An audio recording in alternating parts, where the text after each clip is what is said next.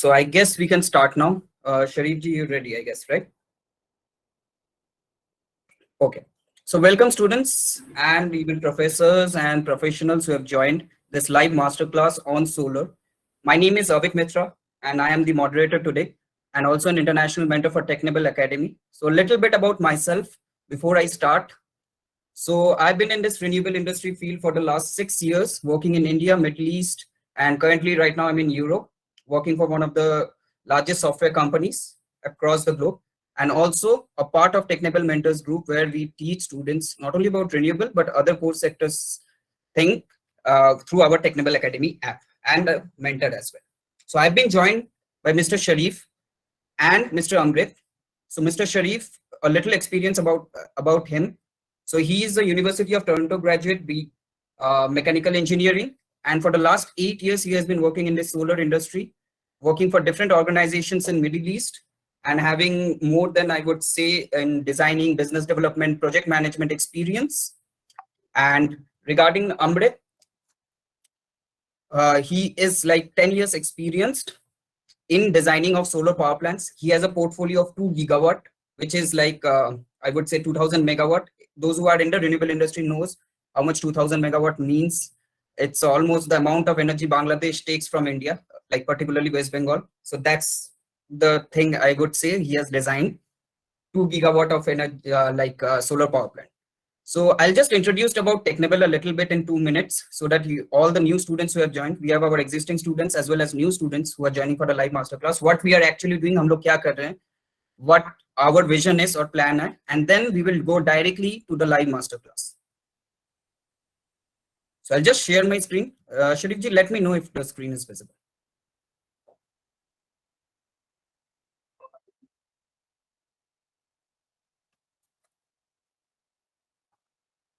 Is it visible? Yes, Avik, it is. Okay.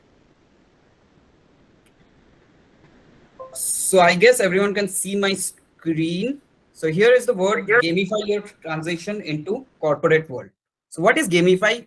What our Technible's mission is to, we want you to have fun during learning. And that's why we call it gamify.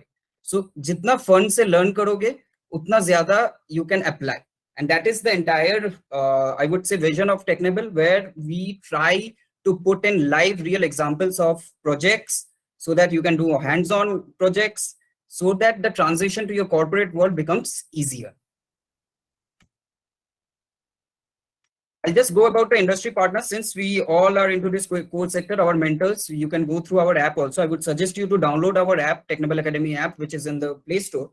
So you'll get to know how much we are posting jobs and internships and how many industry partners we have, since all our mentors are from industry. And most of them are working in the topmost organization, not only in India, Middle East, Europe, USA, and Canada. So from all parts of the world, you'll get our mentors who are successful in their field with respect to any courses or any particular softwares or any courses that you see in our Technical Academy. So plus 200 plus partner companies we have. Some of the names you can see here. These are some of the colleges that we have already reached. So which is like 15 colleges, 3 states in India currently, and we are expanding more. Some of the success stories, I'm just going through a little fast because today is the masterclass, so I don't want to emphasize on all these things. So these are some of our success stories with highest salary package to Avnish Singh, who works with Sun Edison, 12 lakh per annum.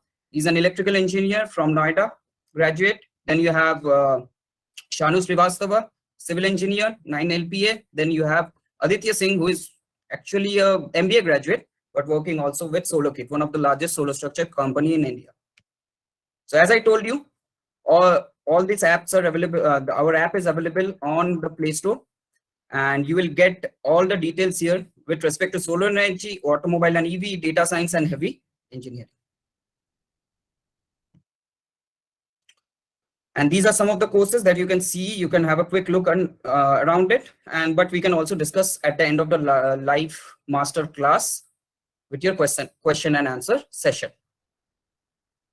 So I just don't want to take much time. A lot of students are waiting. Just one second. I admit them all.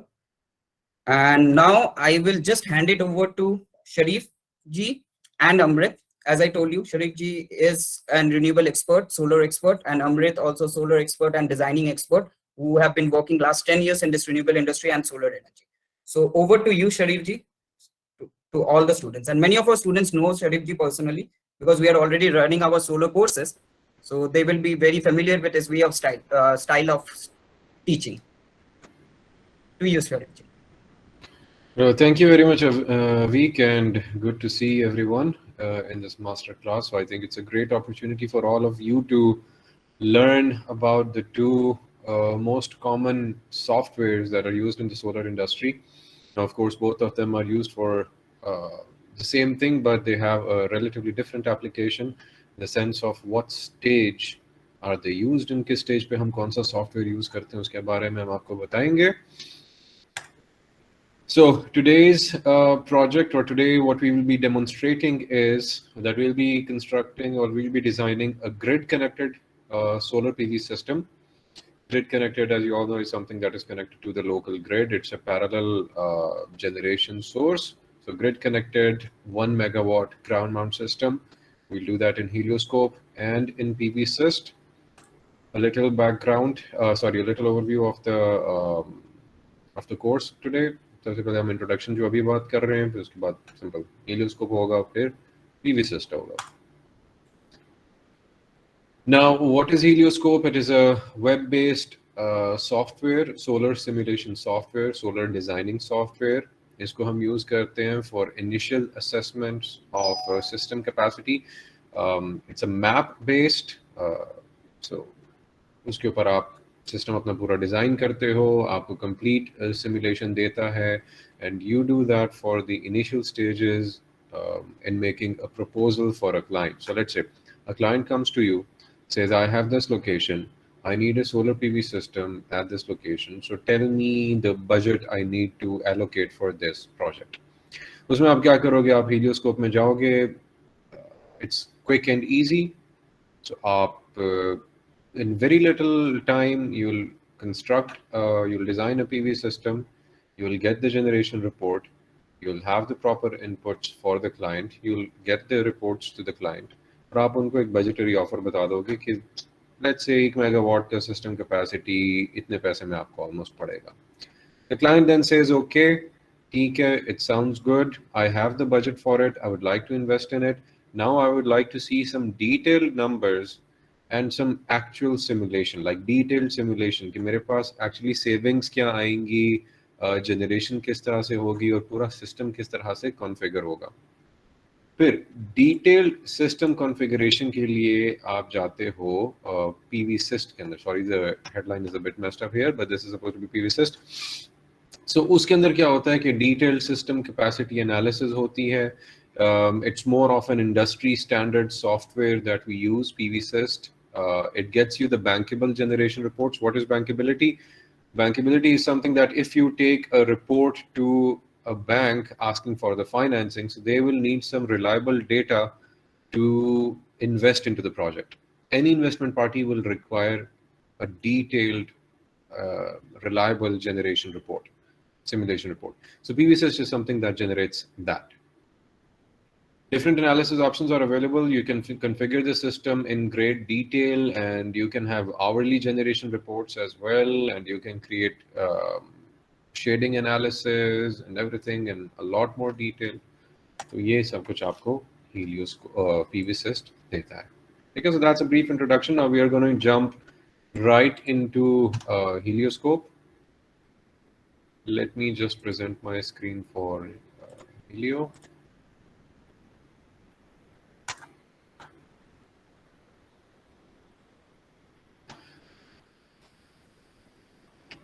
Can anyone see my screen? Yes, sir. Yes, sir. Okay. Great. So Helioscope आप access कर सकते हो helioscope.com पे जाकर. It's a web-based software. So उसके अंदर आप जब जाओगे, सबसे पहले आप अपना एक ट्रायल अकाउंट बनाओगे. ट्रायल अकाउंट के लिए हमने भी एक यहाँ पे एक ट्रायल अकाउंट क्रिएट किया है to demonstrate what are the options available for you in a trial account. So go to helioscope.com after once we're done with this. So go to helioscope.com, create a trial account, and this is the window that you will end up at. Now this is the home window. Home window के अंदर आपके पास क्या क्या option आती है.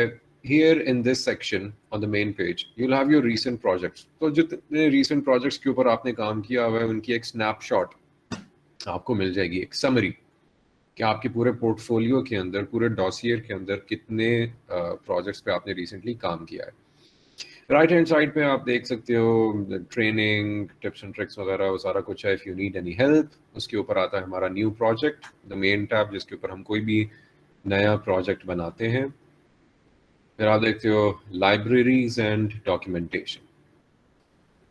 जब भी आप कोई सिस्टम बनाते हो उसके अंदर सोलर मॉड्यूल्स होते हैं, केबल्स होती हैं, इन्वर्टर्स होते हैं और डिफरेंट इक्विपमेंट होते हैं. उन इक्विपमेंट की जितनी कैटलॉग्स होती हैं उन कैटलॉग्स को हम लाइब्रेरीज बोलते हैं. Like you have different manufacturers and different models of different products. तो उन सब का डेटाबेस जो है वो यहाँ लाइब्रेरीज में आपको मिलेगा.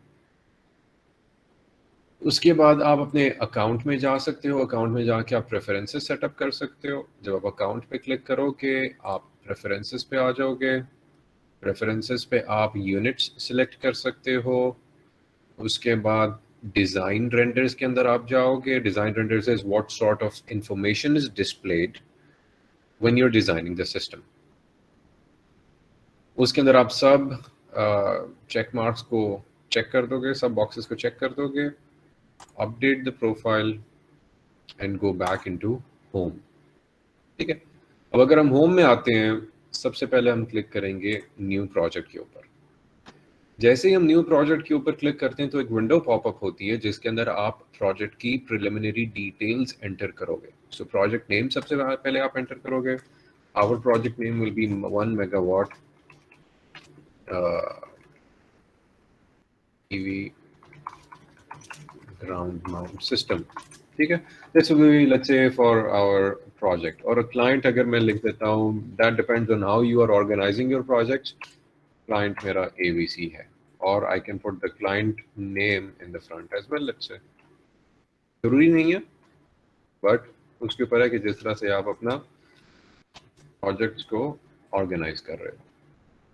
Now address. Address is the location on the map where you are going to design your PV system, solar PV system. अब दो तरीके इसके करने के लिए. आप मैन्युअली एड्रेस इनपुट कर सकते हो या फिर आप सैटेलाइट के ऊपर लोकेशन सर्च करके उसको सेंटर कर सकते हो. तो हमने ऑलरेडी एक लोकेशन सिलेक्ट की है इन दुबई.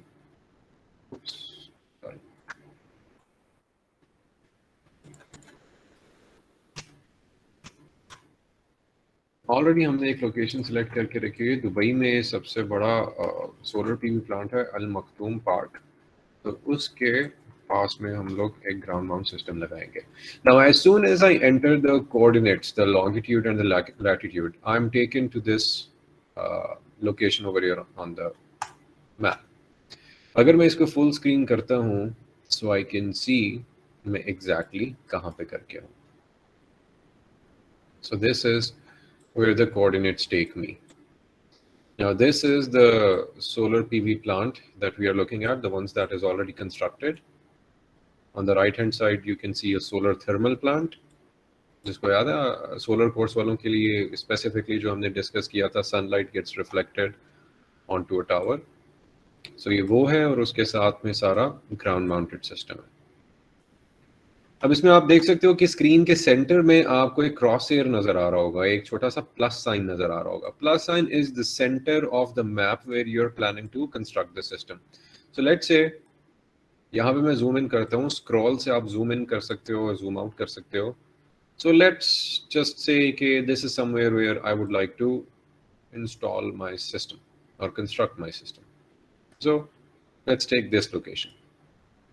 ऑलराइट, इसको मैं सिलेक्ट करता हूं और यहाँ पे ये अब सेंटर्ड आ चुका है map viewer. The plus sign is exactly where I left it. Description अगर आपने प्रोजेक्ट की कोई देनी है for your organisation purposes, so यहाँ पे मैं कह सकता हूँ This is a fixed tilt ground mount system for ABC client, location XYZ में. फिक्स टिल्ट हमारे पास डिफरेंट सोलर पीवी सिस्टम्स होते हैं, ट्रैकर बेस्ड होते हैं, फिक्स टिल्ट होते हैं. तो इसमें हम आपको एक फिक्स टिल्ट सिस्टम बनाना सिखाएंगे. Once you are done with this, you click create new project. जब आप क्रिएट न्यू प्रोजेक्ट पे क्लिक कर देते हो, then you are into the main project window. Main project window के अंदर आपके पास प्रोजेक्ट लोकेशन आ रही है और आपके पास प्रोजेक्ट टाइटल आ रहा है, कोऑर्डिनेट्स आ रहे हैं और आपके पास उसकी समरी एक आ रही है. Project address, description, owner, I mean who is the owner of the HelioScope account, last modify किसने किया था. सो if there are multiple people working on it, if you have an enterprise software, अगर आप multiple users वाले हो, तो कौन सा यूजर लॉग इन हुआ था, किसने प्रोजेक्ट मॉडिफाई किया था, उसकी इंफॉर्मेशन यहाँ पे आ जाएगी. एग्जैक्ट लोकेशन, प्रोफाइल प्रोजेक्ट की क्या है, वो सारा कुछ. Then in the main section of this window, you will see designs, conditions, shading, sharing, and reports. Design is where all the designs for this project will be. Let's say अगर मैं different variations बनाता हूँ एक design की, so जितनी variations मैं बनाऊंगा, जितने versions मैं बनाऊंगा, वो सारे versions इस design tab के अंदर list out होते जाएंगे. Let's say मैं एक version बना रहा हूँ with two portrait structure, two modules in portrait orientation. और लेट्स से उसके बाद मैं एक दूसरा डिज़ाइन वेरिएंट बनाता हूं जिसके अंदर I have landscape orientation of the solar PV modules. फिर एक मैं बनाता हूं, उसके अंदर मेरा जो टेबल साइज होता है कि कितने मॉड्यूल्स मुझे एक साथ में मिलेंगे, उसमें एक डिफरेंट नंबर है, दूसरी वेरिएशन में डिफरेंट नंबर है. So if I have multiple design variants, each design variant or each version of the design will be listed in this tab. Condition पे आ जाते हैं. We are not going to do anything to this one, लेकिन इसमें आप condition set upload कर सकते हो. कंडीशन सेट क्या होता है, जब भी आप कोई चीज सिमुलेट करते हो, whenever you run a simulation software, you have to give the software a set of inputs according to which the simulation will be run.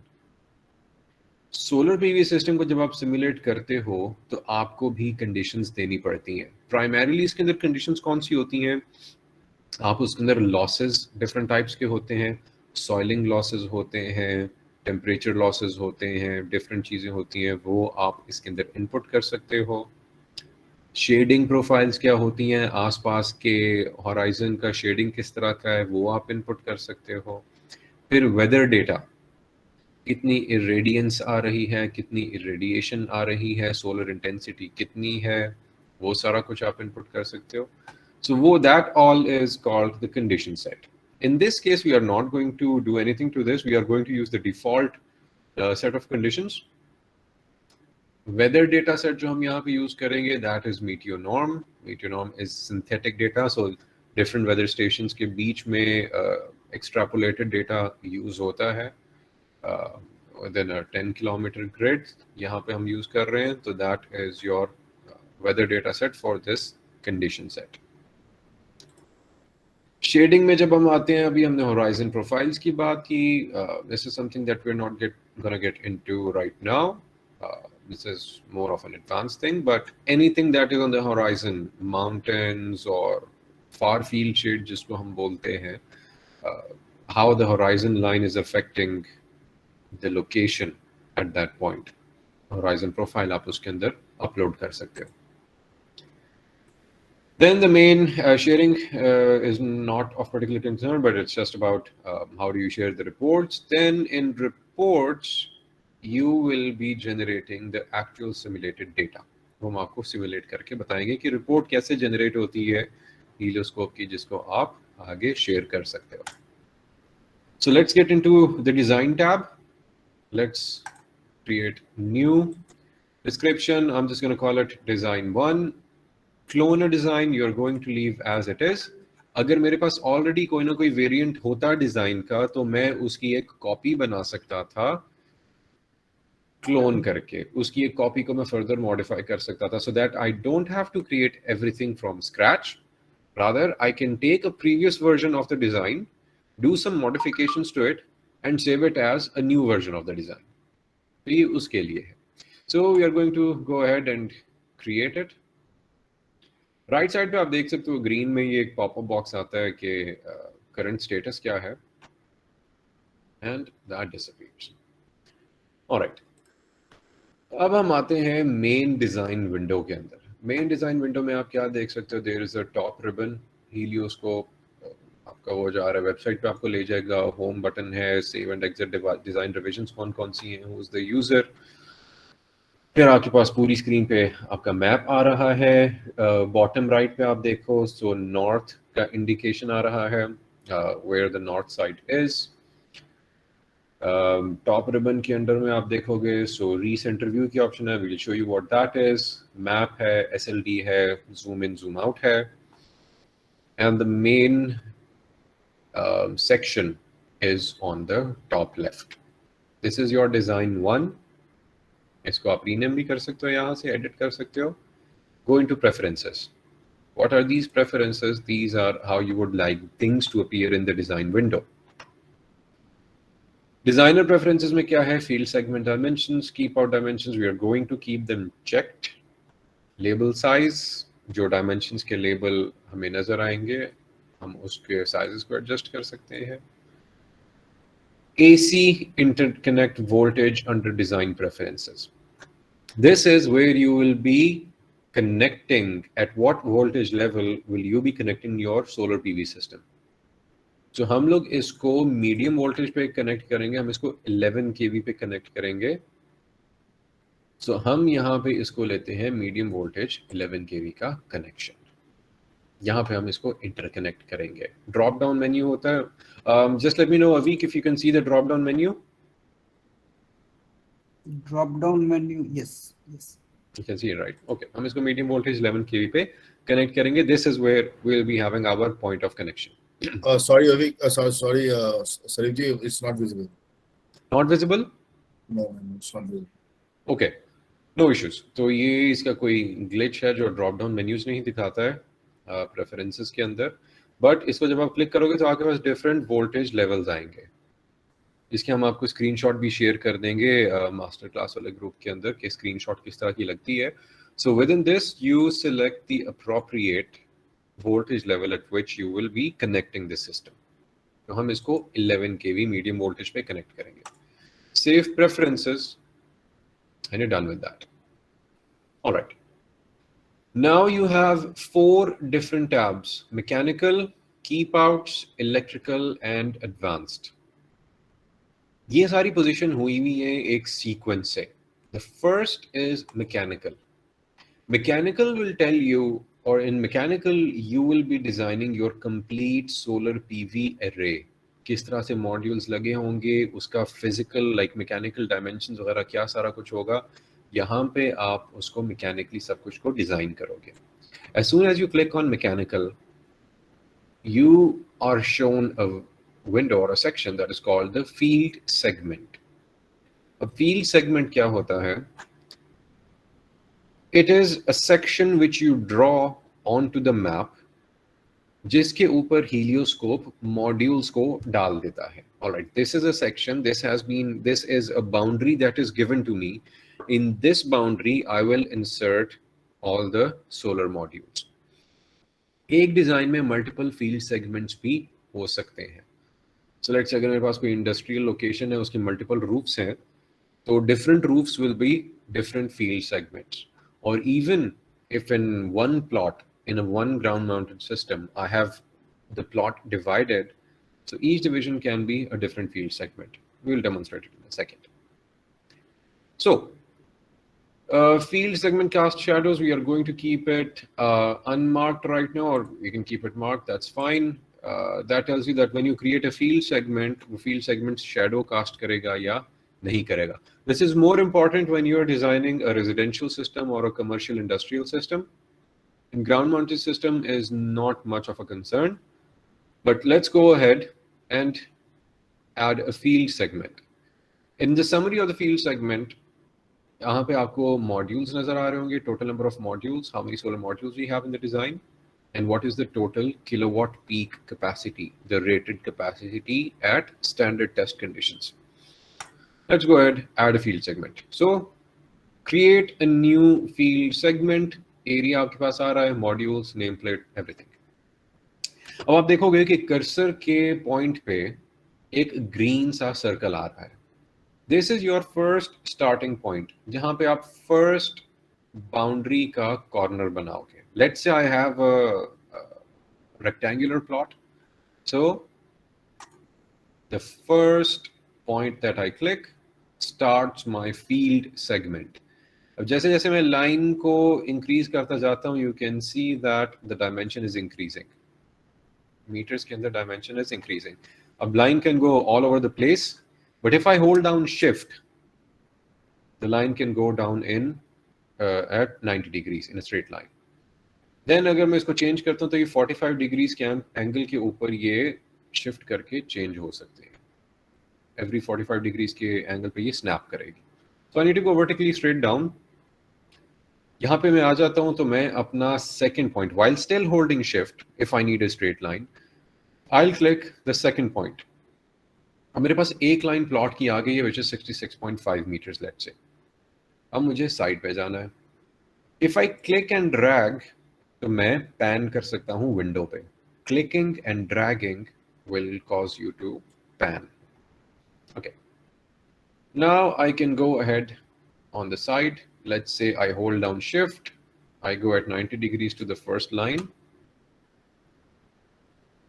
Let's say I click on the second point. And this is my second line of the plot. I go straight up. Third line of the plot.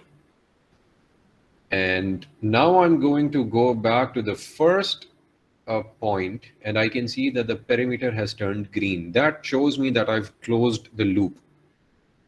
अब अगर मुझे loop close करना है और field segment को finalize करना है, so I will click on this.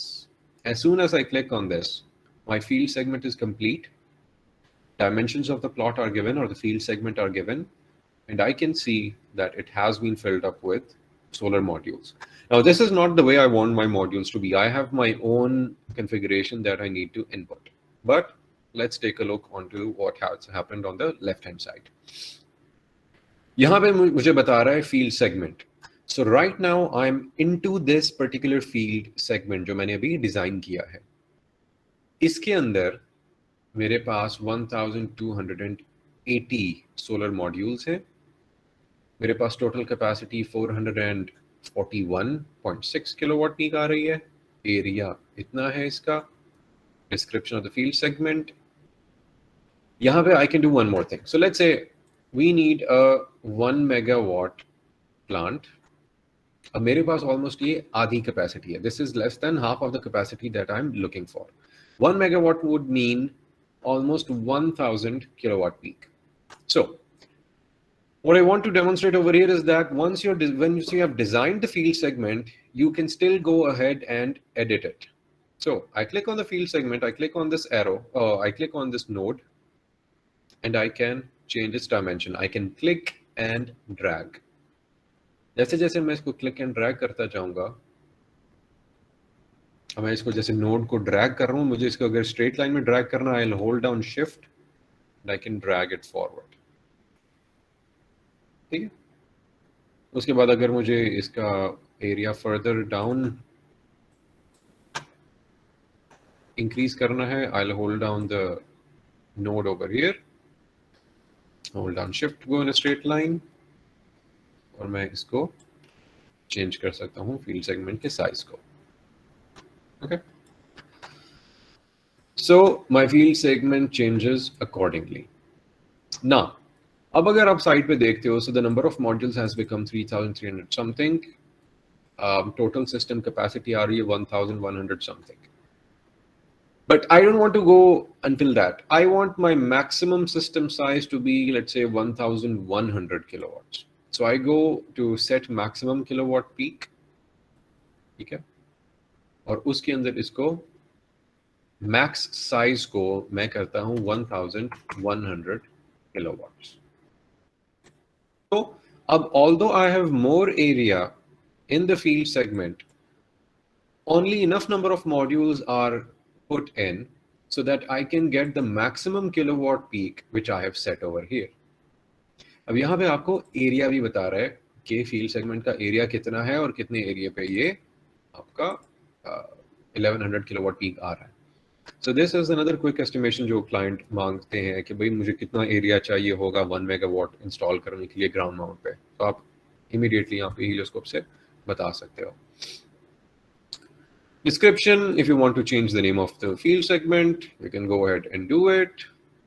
फिर यहाँ पे आपका आता है मॉड्यूल कौन सा आप सिलेक्ट कर रहे हो. So as you know, there are different solar module manufacturers, जिनको JA, Longi, Canadian Solar, AE Solar, बहुत सारे होते हैं. उनके पूरे प्रोडक्ट्स की लाइब्रेरी हीलियोस्कोप के डेटाबेस में पड़ी हुई है. So I can go ahead, I can search the module which I'm looking for. Let's say I go for Jinko 540. अगर मैं 540 जिंको 540 टाइप करता हूं तो मेरे पास पूरी एक लिस्ट आ जाती है जिंको के 540 वॉट मॉड्यूल्स की. तो मैं वहां पे जाके सिलेक्ट करता हूं एक जिंको का 540 का module. Let's say this one. Now the number of modules has changed because the previous module was of a smaller capacity. Each module was of a smaller capacity, smaller wattage, so I needed more modules. Now each module is of a higher rated capacity, so I need less modules. Okay. Racking, fixed tilt racking. This is the fixed structure. जो मैं structure एक दफा लगा दूंगा, उसका एक fixed angle होगा. This is called your fixed tilt racking for a ground mount system. You know, जो आप usually देखते हो एक ground mount पे system लगा हुआ है, and that's it. That's how it stays. You cannot change its orientation. You cannot modify it after that. Racking is as it is, fixed tilt racking. Height from the ground. और जैसे जैसे आप साथ में ये भी देख रहे हो कि साथ में एक लेबल जो है और कमेंट जो है वो अराइज करता है जब भी आप एक सेक्शन के ऊपर क्लिक करते हो. Module height relative to the ground level. So this is another very helpful way that Helioscope assists you in making sense of what you are actually inputting. So let's say मैं बोलता हूँ कि if the module is tilted, I need at least half a meter clearance from the ground level. So I go ahead and I put in 0.5 meters. So that immediately gives some height to the modules. How do I know? If I click shift and on the empty ground, I click and drag, I can see कि मैं यहाँ पे view को change कर सकता हूँ. Hold down shift, click and drag. Then you can scroll in, scroll out. So this is what the modules right now look like. If I look at this, now my field segment is not exactly on the ground, rather it has some height. This is the 0.5 level which I just input. अगर मैं इसको 2 metre करता हूँ, तो you know, the minimum height of the modules gets increased relative to the ground. This is now this lower edge is 2 meters from the ground. So I'll go back. The typical value would be 0.5 meters. अब मुझे वापस top view पे जाना है, तो मैं क्या करूँगा? On the top right corner, not corner, but the top right section, I'll click on recenter view. तो ये दोबारा से नॉर्थ साउथ ओरिएंटेशन के अंदर मैप को ओरिएंट कर देता है. And that's that. Azimuth, we know that if it faces the true south, that means we are 180 degrees from north. So 180 means true south. हम लोग साउथ की तरफ ओरिएंटेड हैं.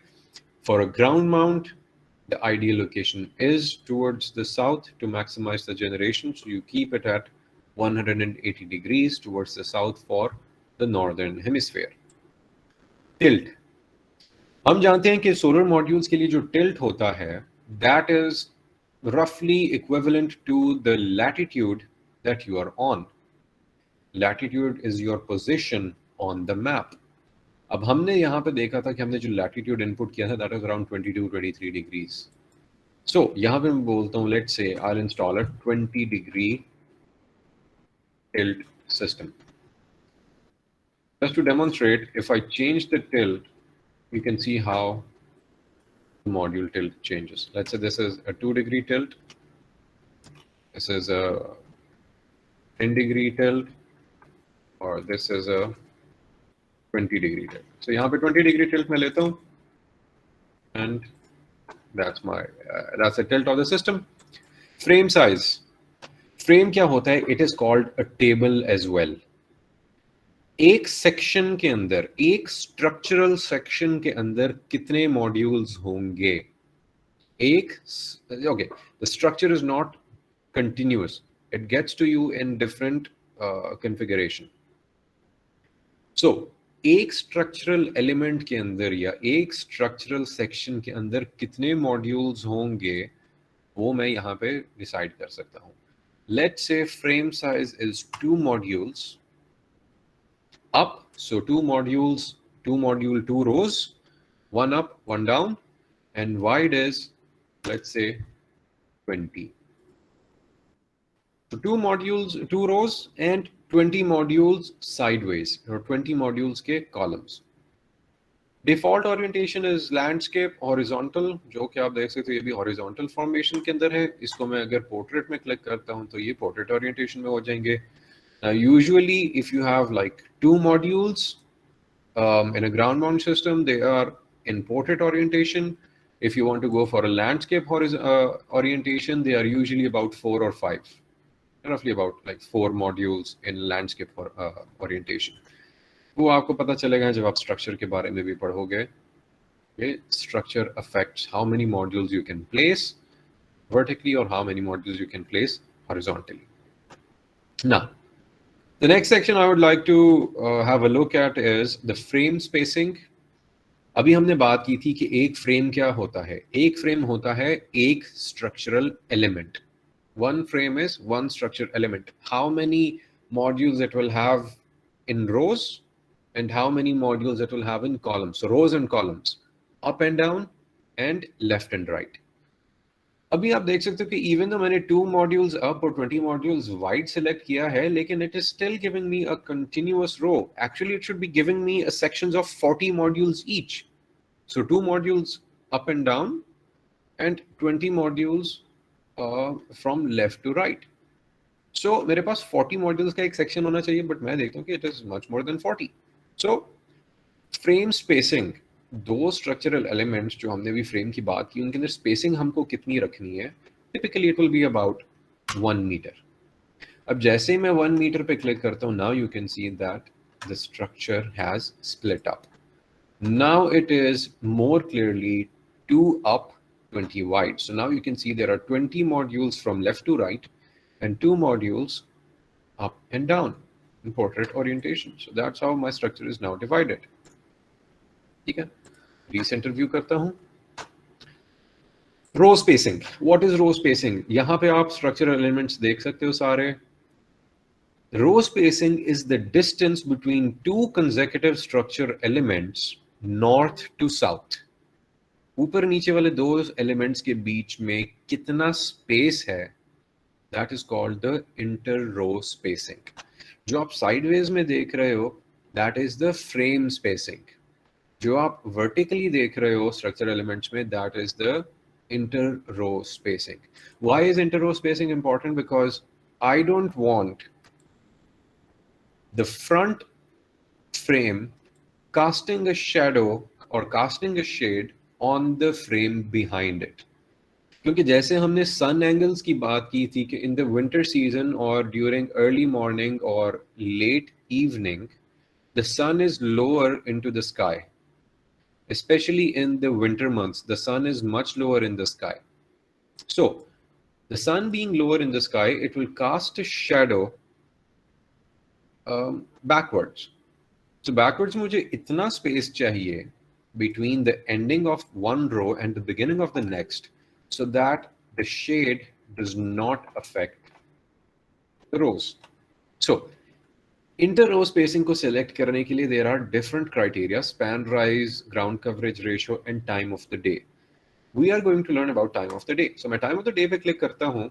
मेरे को inter-row spacing चाहिए shade free from 9 a.m. to 3 p.m. on 22nd December. 22nd December में क्या होता है? 22nd December में you have the longest shadows in the northern hemisphere. अगर आप northern latitudes में हो, 22nd December को sun lowest होता है in the sky and it casts the longest shadows. So I can see that my row spacing required is almost 2.5 meters. इसको मैं save करता हूँ तो मेरी रो स्पेसिंग इंक्रीज हो गई है. ठीक है. Now, module spacing. Module spacing is going to be the spacing between two modules. Typically, it is affected by the clamps which are installed between the modules. Usually, it's about 20 mm. So मैं इसको 0.02 meters कर देता हूँ. Setback is what? Setback is the distance that you need to keep away from the edges of your field segment. From the edges of your field segment. अब मैं अगर यहाँ पे setback पे क्लिक करता हूँ और मैं बोलता हूँ भाई मुझे 1 meter चाहिए from the edges. So now you can see that 1 meter is kept away from the edges. But as a consequence of the setback, I can also see that my array, the solar system, has changed. Configuration has changed. Now I'm getting only 906 kilowatt peak. Because the other row of the table cannot fit in there. If I do 0.5, I can still fit in the other row. I've come down from 1100 to 972 anyway. Why is that so? Because I changed the inter-row spacing. So as the inter-row spacing increased, I could not fit in exactly 1100 kilowatts. I could try doing that. I could try modifying the field segment to accommodate more. लेकिन अगर मैं limited हूँ अपने field segment की expansion से, तो फिर मैं क्या करूँगा? मैं यहाँ पे alignment change करने की try करूँगा. अलाइनमेंट किस तरह से है? जैसे आप वर्ड में डॉक्यूमेंट के इस टेक्स्ट को अलाइन करते हो, similarly I try doing this. Let's say this alignment को अगर मैं चेंज करता हूँ, लेट्स से सेंटर अलाइन रखता हूँ, तो फिर आप देख सकते हो I am back to where I wanted to be. दोबारा से मैं 1100 तक आ गया. ना 1100 मैंने लिखा हुआ था, but I'm down to 1080. Why is that so? क्योंकि मैंने अपना फ्रेम साइज डिफाइन किया है, और यहाँ पे अगर एक और फ्रेम आएगा तो I will exceed my maximum kilowatt peak capacity. I will exceed the maximum kilowatt peak capacity because I've set it as a restriction. See, maximum size, this. If I remove the maximum size, the entire field segment is going to be filled up with solar modules, just like this. Okay, so maximum kilowatt peak, दोबारा से मैं set करता हूँ 1100 kilowatt, and there we go. So ये था आपका field segment. यहाँ पे आपने पूरा field segment define कर दिया. आपके पास you have now 2000 modules. Which one? 2000 Jinko solar modules of 540 watts each, configured in such a way. The area is this, the total capacity is this, and I go back to the list and I can see my field segment finalized. This is my field segment. I can add another field segment by clicking on new field segment. I can go ahead, add another field segment, like just ये randomly जितनी side का भी मर्जी डाल दो, और उसके अंदर भी solar modules fix हो जाएंगे. उसको भी मैं modify कर सकता हूँ, and if I go back to the list, then I have two field segments, the total number of modules in the two field segments, and the total capacity I will have over there. But I'm going to delete this second field segment. Field segment को मैं move भी कर सकता हूँ. If I right click, I can click on move. I can move the field segment, but I'm going to move it back to the original position. That's it. We are going to start off the next section. Next section is the keep outs. Keep outs क्या होता है? Keep outs होता है कि site की वो चीजें, those elements from the site which will possibly cast a shadow, and you need to keep your field segment or your solar modules free from the shade. So keep outs में मैं देखता हूँ मेरे पास दो चीजें. I have keep out or a tree. And I have the cursor button. Keep out from shade में क्या है? From 10 to 2 मुझे shade को eliminate करना है. अब उसमें क्या होगा? मैं 10 to 2 नहीं करना, मुझे 9 to 3 करना है. That is my standard. On December 21st, December 22nd, that is when you have the longest shadows. So let's say December में जाता हूँ, December 22, longest shadows. All right, save. This is my keep outs will be analyzed according to this criteria. अब मैं keyword बनाता हूं. अब फिर से मेरा कर्सर जो है वो चेंज हो गया है एक ग्रीन सर्कल के साथ. अब कीप आउट मैं कैसे बनाऊंगा? कीप आउट मैं ऐसे बनाऊंगा कि let's say I have a substation room where I will place all the electrical equipment for this plant. So that's going to be around 4 meters by, let's say, 6 meters. So that is going to be one keep out. Let's say it is 3 meters high. Now you can see that there is a shadow profile of this. Because of this shadow profile, my first row of tables, it has moved towards the right in order to avoid this shadow. अब अगर इसको orbit करूं view को, सो आप देख सकते हो जब मैं शिफ्ट क्लिक एंड ड्रैग करता हूं तो ये आपको प्रोफाइल इस तरह से बनी हुई नजर आती है. Recenter the view. Now I have a tree over here as well. I click on this. पहले मैंने ट्री टैब के ऊपर क्लिक किया, फिर उसके बाद यहाँ पे ट्री की लोकेशन है उसको क्लिक किया. अब मैं अगर इसको क्लिक एंड ड्रैग करूं तो जस्ट अ सेकेंड, इसको मुझे डिलीट करने दो. मैं आपको दिखाता हूँ. यहाँ पे मैं क्लिक करूंगा, क्लिक करके छोड़ दूंगा. Now I need a second point to click because I'm still seeing that green circle on the cursor. Moving it just up and down will change the size of the tree. So I click it and the tree is casting a shadow and the rows have adjusted accordingly to keep away from the shadow. Again, मेरे पास site data है. If I've done the site survey, I know that the tree radius is about 3 meters, but the height of the tree is around like 5 meters. So I don't need to do much adjustments, just that much. So that's fine. These are my two keep outs. Let's say if I have another tree over here somewhere, I'm going to click on this cursor tab, click on the tree. I can move it by just clicking and dragging it, or I can hold down the Alt key and I can click and drag it so it gets me another copy of that keep out. और उसको भी मैं आगे change कर सकता हूँ. But we don't have a tree, so we are going to remove that. I deleted the original one. So anyway, these are my two keep outs. So keep out बताता है कि कौन से areas को shadow free रखना है according to what criteria. So that's that. फिर आप आते हो इलेक्ट्रिकल साइड में. इलेक्ट्रिकल साइड में क्या होता है? यहाँ पे आप सब वायरिंग सिलेक्ट करते हो. वायरिंग कौन कौन से टाइप की होती है? You have the DC wiring and you have the AC wiring. DC wire कौन सी होती है? Which is the direct current wiring.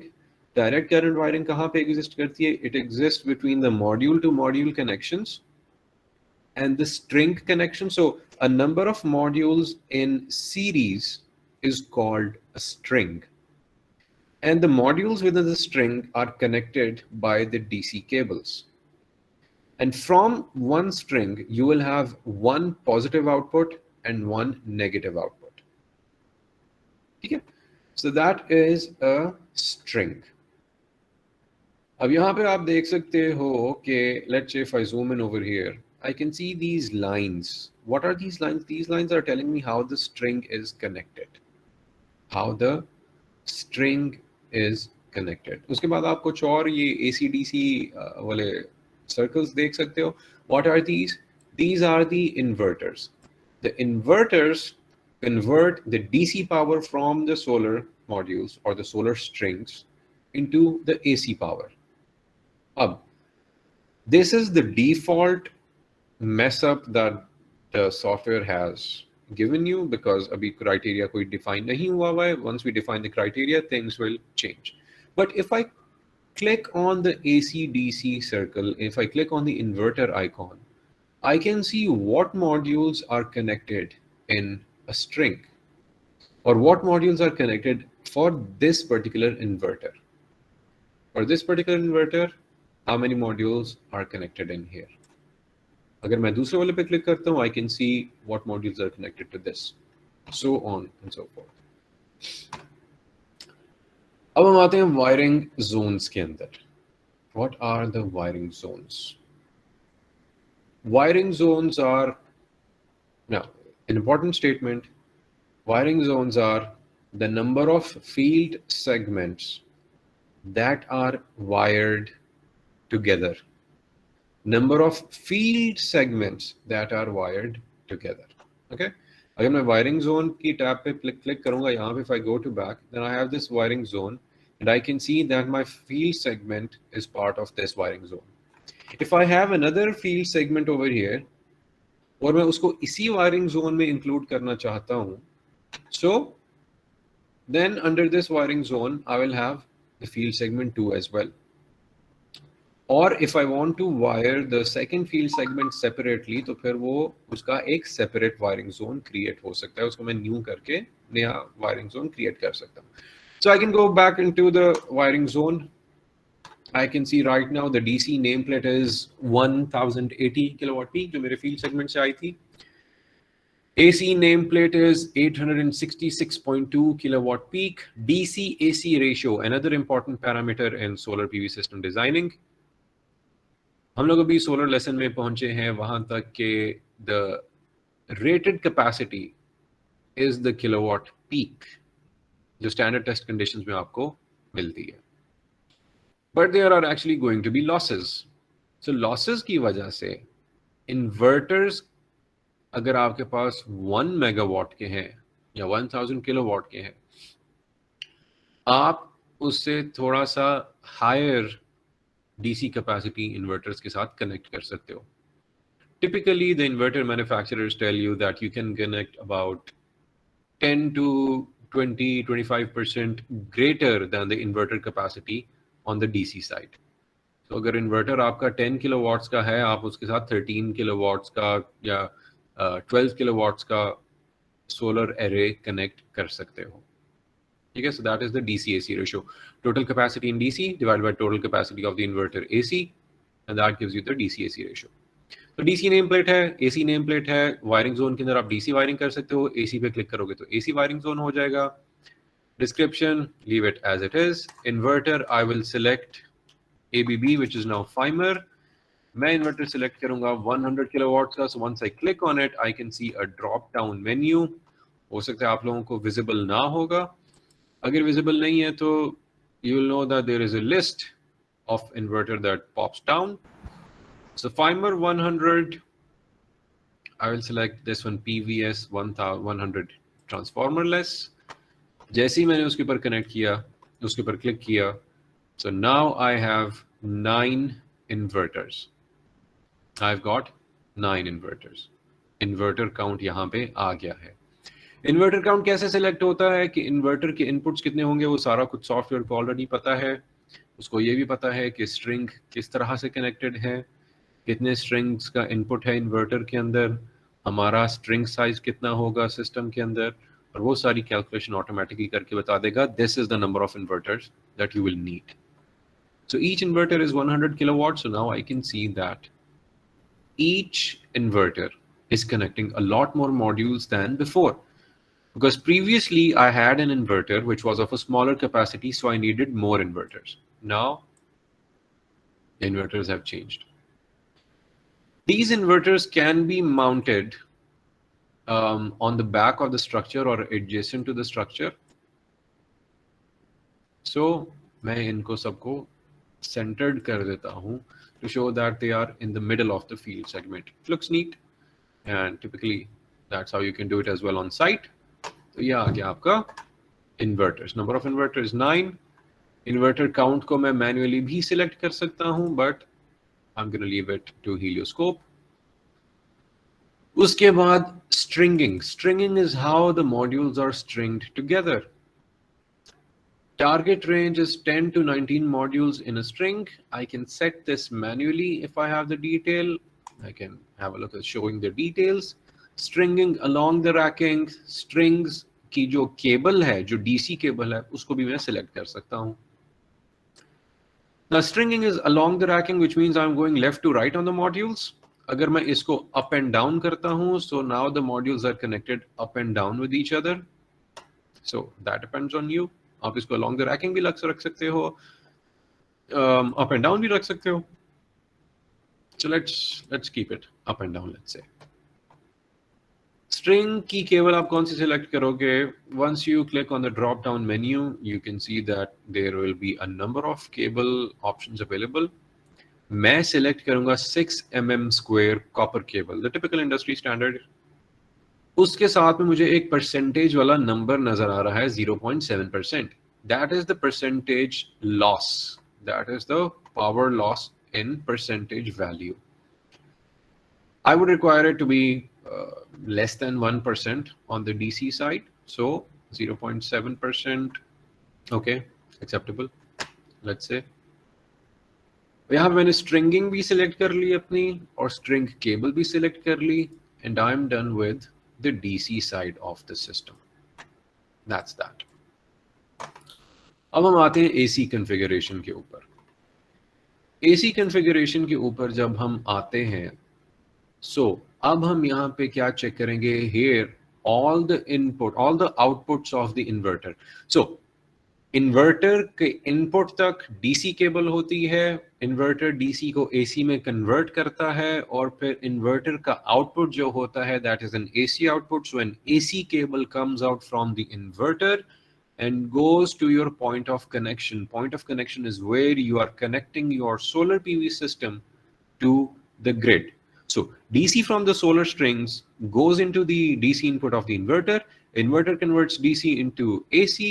AC output comes out of the inverter and goes towards the point of connection where you will be connecting your PV system to the grid.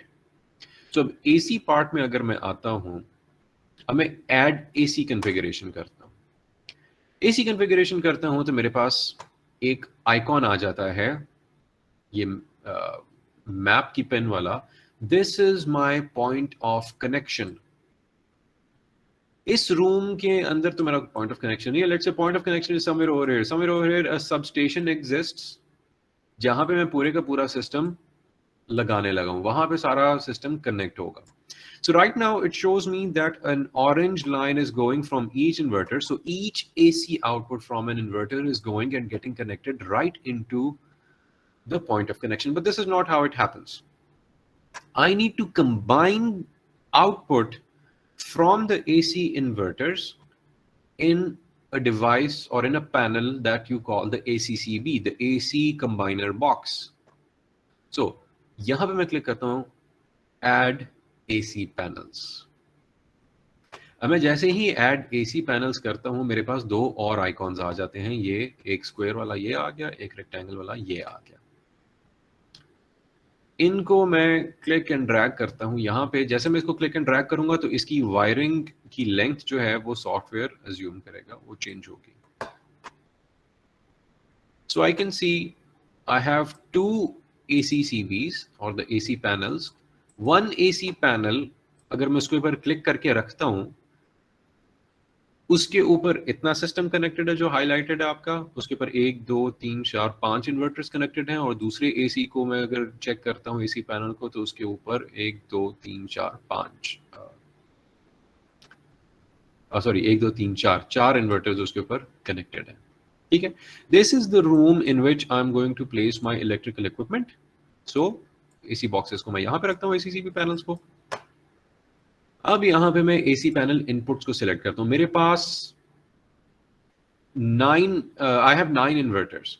So let's say मैं 2 ACCBs रखता हूँ according to standard practice. So I will have an AC panel with 5 inputs, which means input from 5 inverters. So now 5 will be connected to one ACCB, and the remaining 5, if I have 5, they'll be connected to the other. But in this case, I have 4. The 4 are connected to the ACCB. AC home run. What is this cable? This is the cable that is coming from the inverter to the input side of the ACCB. The AC output from the inverter to the AC input of the ACCB. इसके ऊपर मैं click करता हूं तो मेरे पास फिर drop down list आ जाती है. ड्रॉप डाउन लिस्ट आ जाती है, उसके बाद परसेंटेज लॉसेस भी आ जाते हैं. So it helps me to decide what cable length do I need. So let's say मैं 240 square mm सिलेक्ट करता हूं, तो I have this 240 square mm copper cable, और that is giving me 0.8% power loss. This is your AC home run cable. उसके बाद PCC home run, point of connection home run. That is the output from the ACCB to the point of connection. ठीक है. अब वो जितनी दूर होगी, how the further it is, the more the voltage drop will be for a particular size of cable. So depending on जहाँ पे मैंने उसका PCC select किया, point of connection select किया है, मैं फिर से drop down list पे click करता हूँ, and I can see that, all right, a 300 square mm copper cable will give me 1.8%. So let's say I need to keep it less than 2%. So, okay, fine. I'll do this. If I need to keep it less than 1.5%, तो फिर मैं 400 square mm वाली copper cable select कर लेता हूँ. All right, let's say मैंने 400 square mm वाली copper cable select कर ली है. So now I'm done with the wiring of my solar modules to the inverters, from the inverters to the ACCB, and from the ACCB to the point of connection. Now, if I'm connected, हमने शुरू में बात की थी कि we are going to connect it to the 11 kV side. So in this case, the inverter output जो मैंने select किया है, that gives you an output at 415 volts. I need to add a transformer that will bump it up to 11 kV, और फिर वो 11 kV connection जाएगा point of connection के अंदर. So I click on configuration transformer. उसके बाद मैं click करता हूँ इन्वर्टर वोल्टेज के ऊपर. इन्वर्टर वोल्टेज के ऊपर क्लिक करके पता नहीं आपको वो नजर आ रही है नहीं आ रही है, but let's say I click on 11 kV medium voltage on the grid side, on the primary side. So इस तरह से मैंने एक ट्रांसफार्मर भी डाल दिया है, और अब मेरी 11 kV पे कनेक्शन जा रहा है. ठीक है. So that is for an 11 kV connection. This is what you have for the field segment and the wiring zones and everything, and how the wiring is done. अब मैं advanced पे अगर click करता हूँ, I can also have a look at the shading. अगर मैं shading पे click करता हूँ, I can do calculate shading. Weather data set, you will let it remain as it is. Ignore row to row shading. अब वो shade को analyse कर रहा है, और I can click, I'll keep it unchecked because I need to include row to row shading as well. So ये मैंने shading calculate की है. Energy total output from the system is 1.94 gigawatt hours, or 1940 megawatt hours from the system in 1 year. Shade losses are 1.8%. Module shading cutoff. What is this? This is the limit at which Helioscope will remove a module if it is shaded. अगर कोई module 4% shadow loss experience कर रहा है, so Helioscope उस module को निकाल देगा. अभी मेरे shading losses हैं total 1.8%. Let's say मैं इसको 0.5% पे ले आता हूँ. अब नीचे आप देख सकते हो नेम प्लेट रिडक्शन आ रही है. 84.5% मॉड्यूल्स मुझको रिमूव करने पड़ेंगे अगर मैं अपनी शेडिंग कट ऑफ लिमिट को 0.5% पे रख देता हूं. ठीक है. So name plate reduction 84.5%, 1690 modules will need to be removed, and I'll be left with only 167 kilowatt peak system. So shading losses are usually kept around, like, all right, 4% is a good enough value. अगर मैं 3.4% पे आ जाता हूं तो आप देख सकते हो जो मॉड्यूल्स ग्रीन हो रहे हैं मुझको वो रिमूव करने पड़ेंगे.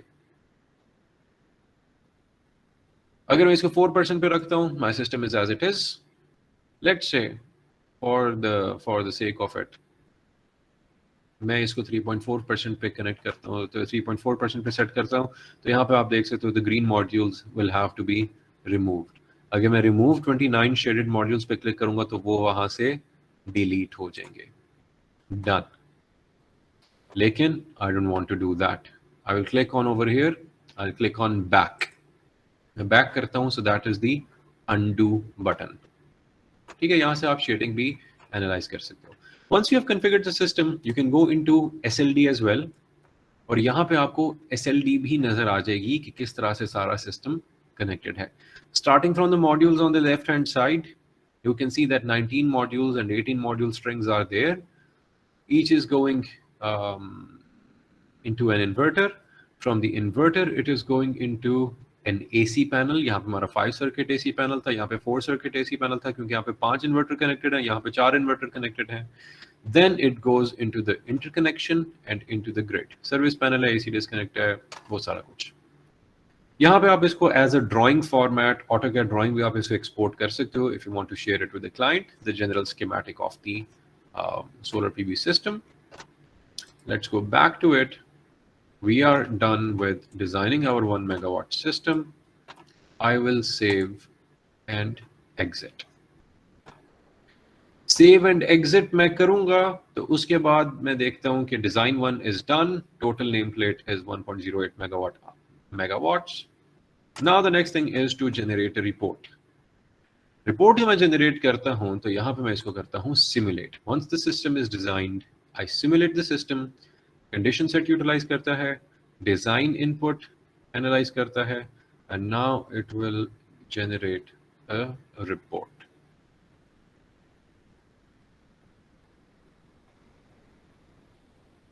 So I'm waiting for the report to be generated. When the loading bar is done, you can display the report in different formats, different criteria. Performance ratio एक होती है, specific yield होती है, और energy. Typically we do energy. You click on the report and here you have it. यहाँ पे अपना logo भी डाल सकते हो. System metrics जो आपने डिजाइन की हैं, annual production, this is a snapshot of the system. System losses आते हैं, मंथली प्रोडक्शन आती है किलोवाट आवर्स के अंदर, how many units you are producing from this system on a monthly basis. Show table पे करते हो तो टैबुलर वैल्यूज भी आ जाती हैं.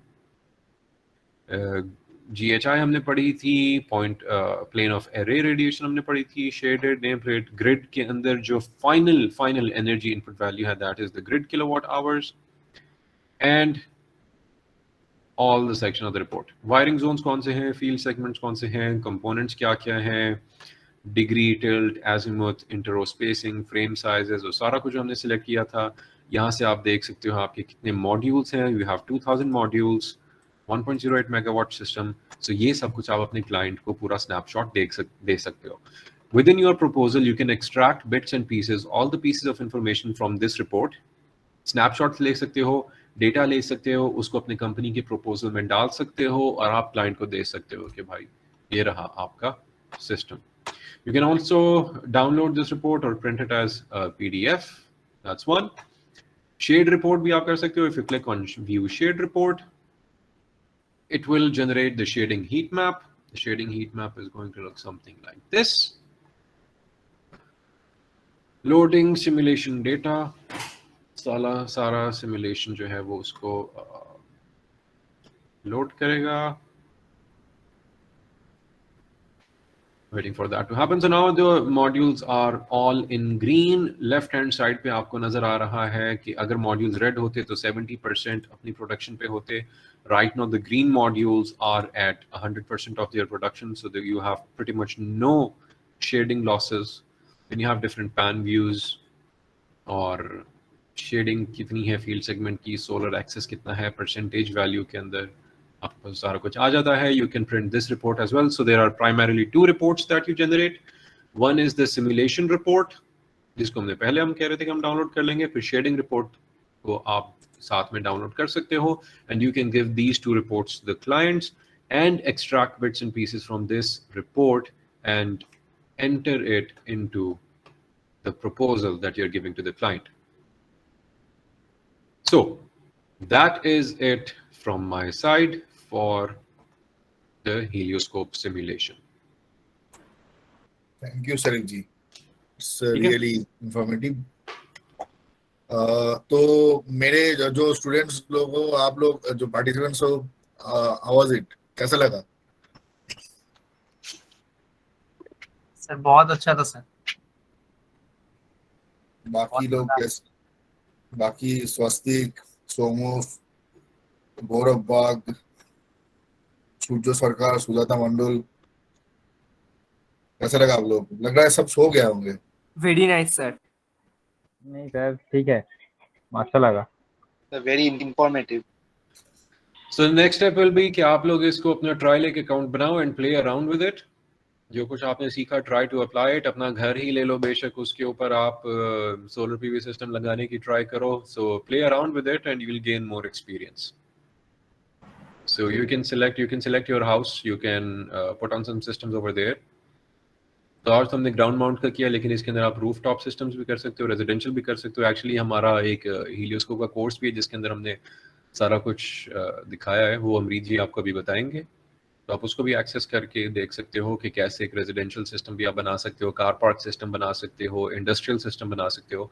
सो once you have had a look at that, आप उसको ट्राई कर सकते हो। So now I will be handing it over to Amrit ji for PVsyst, and I think we'll be starting that after about 5 minutes.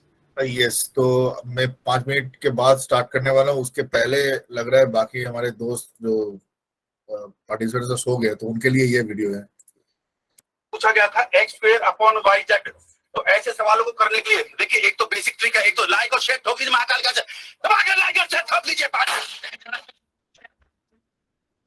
पूरा प्यार मेहनत करता हूँ आपके लिए बेटा, ऐसा नहीं चलेगा, ऐसा नहीं चलेगा। तो लाइक शेयर चाहिए हम लोगों को। जो भी स्टूडेंट्स हैं उनसे हम लोगों को लाइक शेयर चाहिए, ऐसे नहीं तो फिर ऐसे हम लोग कीबोर्ड तोड़ देंगे दबा दबा। That was good. By the way, किसी का कोई क्वेश्चंस है तो पूछ सकते हो सब कोई, चैट बॉक्स पे भी लिख सकते हो। थोड़ा 5 मिनट्स का ब्रेक नहीं, लाइक विल स्टार्ट। तो 2 मिनट है। Take your time. हाँ, अभी अविक से जैसे अविक मेरा और अविक, अच्छा चलो रिस्पॉन्स आ रहा है हाँ करके, तो लगा था मेरे को सब सो गए होंगे, तो सभी जागे हुए हैं। चलो सही है। तो हम लोग अभी नेक्स्ट अभी इंडिया में 8:52 हो रहा है। So will take 5 minutes break. आप लोग अगर स्ट्रेच करना है थोड़ा स्ट्रेच कर लो, पानी पीना है पानी पी लो, and in that time will switch over to the PVsyst. For that, I need Sharif ji your account credential for of the Helioscope. तो PVsyst में सर अटेंडेंस नहीं हो रहा है। मतलब सूर्या क्या बोल रहे हो? अटेंडेंस नहीं हो रहा है? और कितना अटेंडेंस चाहिए? सर लिंक में क्लिक कर रहा हूँ तो अटेंडेंस नहीं हो रहा और लिंक नहीं आ रहा। ये अटेंडेंस तो नहीं है, ये एक्चुअली हमारे ऐप का लिंक है, जो ऐप डाउनलोड का लिंक है। तो डाउनलोड और ऐप, ये जो क्लास हो रहा है अभी, इसका पूरा रिकॉर्डेड क्लास जो रहेगा वो फ्री में हम लोग इसमें ऐप में डाल देंगे। You can access it for your future references, और कैसे क्या करना है नहीं करना है विल गाइड यू। तो हम लोग अभी 8:55 में हम लोग 55 नहीं, हम लोग एकदम 9 बजे कनेक्ट करते हैं क्या अभी? Yeah, till that I can take questions. अगर किसी का क्वेश्चन है Yeah, तो मैं in that video you can share your questions as well. Any question, और किसी का क्वेश्चन है तो you can shoot your question. Renewable energy हो जाए, तुम लोग इंजीनियरिंग पढ़ रहे हो, व्हाट यू आर थिंकिंग, तुम लोग का थिंकिंग क्या है, what you want to do Helioscope को लेके, anything that you have planned, या कोई problems, anything you can share in this 2 minutes. कहीं पे अगर हम लोग हेल्प हो जाए तो बहुत सही है ना। सर मैं पूछ रहा था कि वो सोलर पैनल का जो डायरेक्शन है वो डिफॉल्ट हिसाब से सेव रहता है ना हेलिस्कोप? नहीं, बाय डिफॉल्ट जो प्रैक्टिस है, तो एजिमथ जो रहता है, इसको एजिमथ बोलते हैं ओरिएंटेशन को। तो ओरिएंटेशन में दो पार्ट आता है, तो one is azimuth and another one is tilt. Yes sir. तो जो एजिमथ होता है जहाँ पे कौन से डायरेक्शन में वो रह रहा है, ठीक है, कौन से डायरेक्शन में you are putting your solar panels, तो उसको जब it's a best practice to put it at a 180 degree from north. North से 180 degree means you putting it towards the south. तो Yes. साउथ फेसिंग अगर रखोगे तो then you get the most of the energy output, most of the solar irradiance input, Yes, sir. so which is eventually increase your energy output.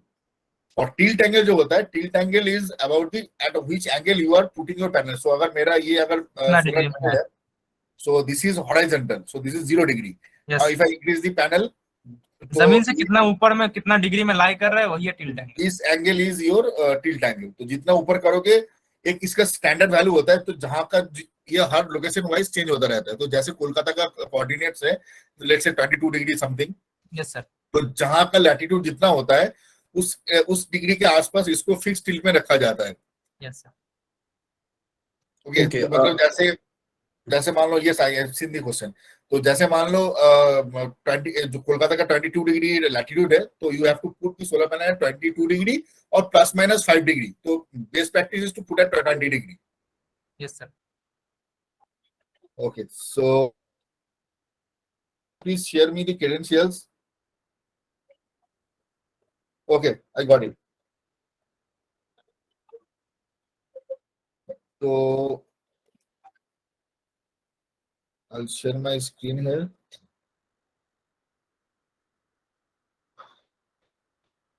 Everybody can see my screen?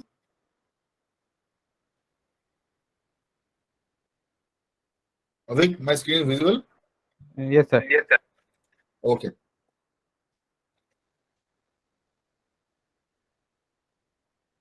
तो first में एक बार हेलियोस्कोप का जो feature है already शरीफ जी ने दिखाया था, but एक बहुत इंपॉर्टेंट फीचर है फॉर यू गाइस। जैसे स्वस्तिक मेरे को पर्सनली पूछ रहे थे, and then other students like Abhishek and other अलोपेन, तो you guys also, okay, so you guys also asking me about this. Like इसमें हेलियोस्कोप में एक फीचर है, आप इसको ट्रायल यूज कर सकते हो for 16 days with any email ID. sorry, for 30 days you can use it without any email ID, and you can try the software। ये पूरा फ्री है, इसमें सब फीचर आपको मिलेगा, जितना फीचर शरीफ जी ने दिखाया वो पूरा फीचर आपको मिलने वाला है इसमें, राइट।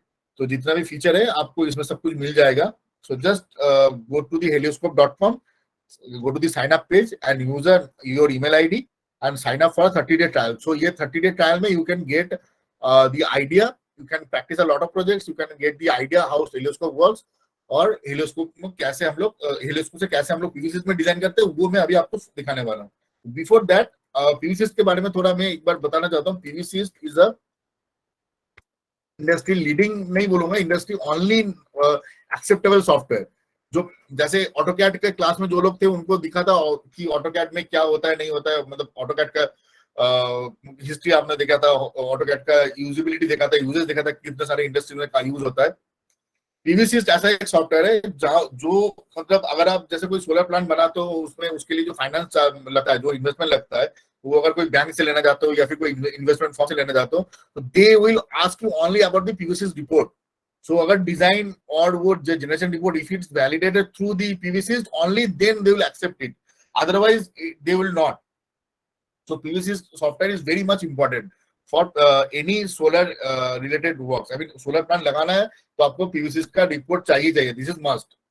Okay, अभी PVsyst में क्या है, you can download your PVsyst software for free as a on a trial mode। तो इसमें there are two kind of trial mode is there।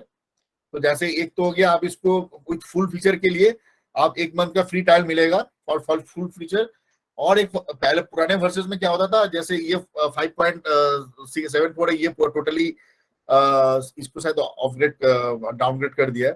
तो आप पीवीसिस्ट का सॉफ्टवेयर को इंस्टॉल करो, आप डाउनलोड करो, इसको इंस्टॉल करो, you can also use it for 1 year. उसमें कोई 1 month, and there is some limitation, obviously कुछ लिमिटेशन है, जैसे कि आप उसमें different type of modules export नहीं कर सकते हो, different type of inverters export नहीं कर सकते हो, कुछ लिमिटेशन है उसमें छोटा छोटा करके, और कैपेसिटी में भी कुछ लिमिटेशन है। So we will show it in detail in our next master live free master classes or in our actual solar course that we are going on right now। तो मैं डायरेक्टली पीवीसिस्ट और हेलियोस्कोप के बाद मैं डायरेक्टली एक बार अभी design में आ जाना चाहता हूँ। तो डिजाइन में जैसे अभी मैं इसमें स्टार्ट करूंगा अपना जहाँ पे शरीफ जी ने खत्म किया था मैं उधर से स्टार्ट करूंगा. तो I will share my credentials here. मतलब मैं इसमें लॉग इन करूंगा. With that, for this reason, I'm just stop my screen sharing.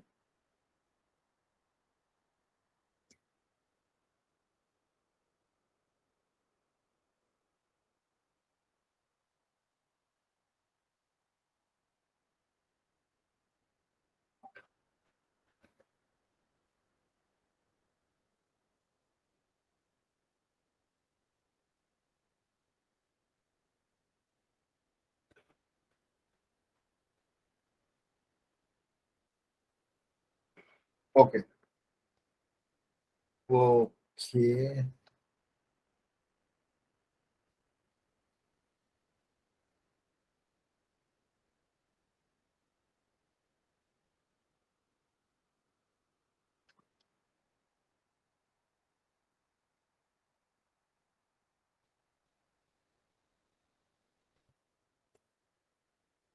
All right.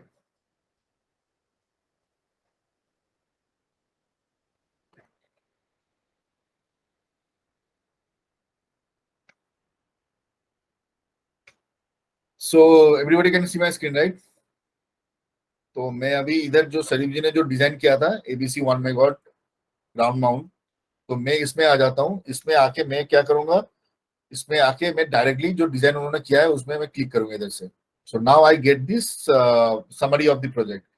तो इसमें से मेरे को अभी PVsyst में कैसे करना है, so I will show you how to complete it in PVsyst. मैं नाउ इसमें PVsyst अभी ओपन करता हूँ.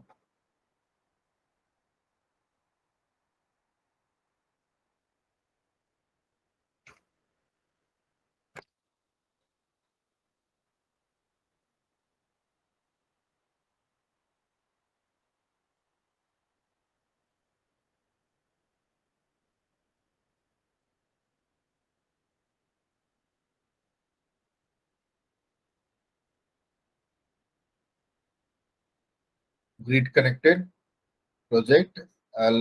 ओके, तो इसके पहले मैं थोड़ा इसको ओवरव्यू दे देता हूँ आपको. इधर ये अभी स्क्रीन आ गया है. So this is a license software for PVsyst, जहाँ पे ये कुछ एरर्स आ रहा है. That is not related to this learning. तो मैं एक बार इसमें डिटेल्स में बता देता हूँ. ये जो आपको सामने दिख रहा है, so this grid connected stand alone pumping, ये तीनों डिफरेंट टाइप ऑफ प्रोजेक्ट्स के लिए है. तो ग्रिड कनेक्टेड हो गया, जैसे ऑलरेडी सलीम जी ने जो डिजाइन किया दैट इज ग्रिड कनेक्टेड. यहाँ पे दिन पे आप जनरेट करते हो, दिन पे पावर कंज्यूम करते हो, और एक्स्ट्रा पावर जो है आप उसमें ग्रिड में भेज सकते हो. This is the basic concept of grid connected. Stand alone हो गया, जहाँ पे आप इसमें भी आप दिन पे यूज कर सकते हो, और बट इसमें ग्रिड के साथ कोई कनेक्शन नहीं होता है. आप इसमें पावर दिन में यूज कर सकते हो, बैटरी लगा लेते हो तो इसको रात में यूज कर सकते हो, या दूसरे टाइम पे यूज कर सकते हो. तो this is stand alone system. Pumping system हो गया, जहाँ पे आप गांव में या फिर जो खेतों में जहाँ पे सोलर, जहाँ पे वाटर पंपिंग होता है, वो जो पंप्स रहते हैं वो पंप को आप सोलर से रन कर सकते हो.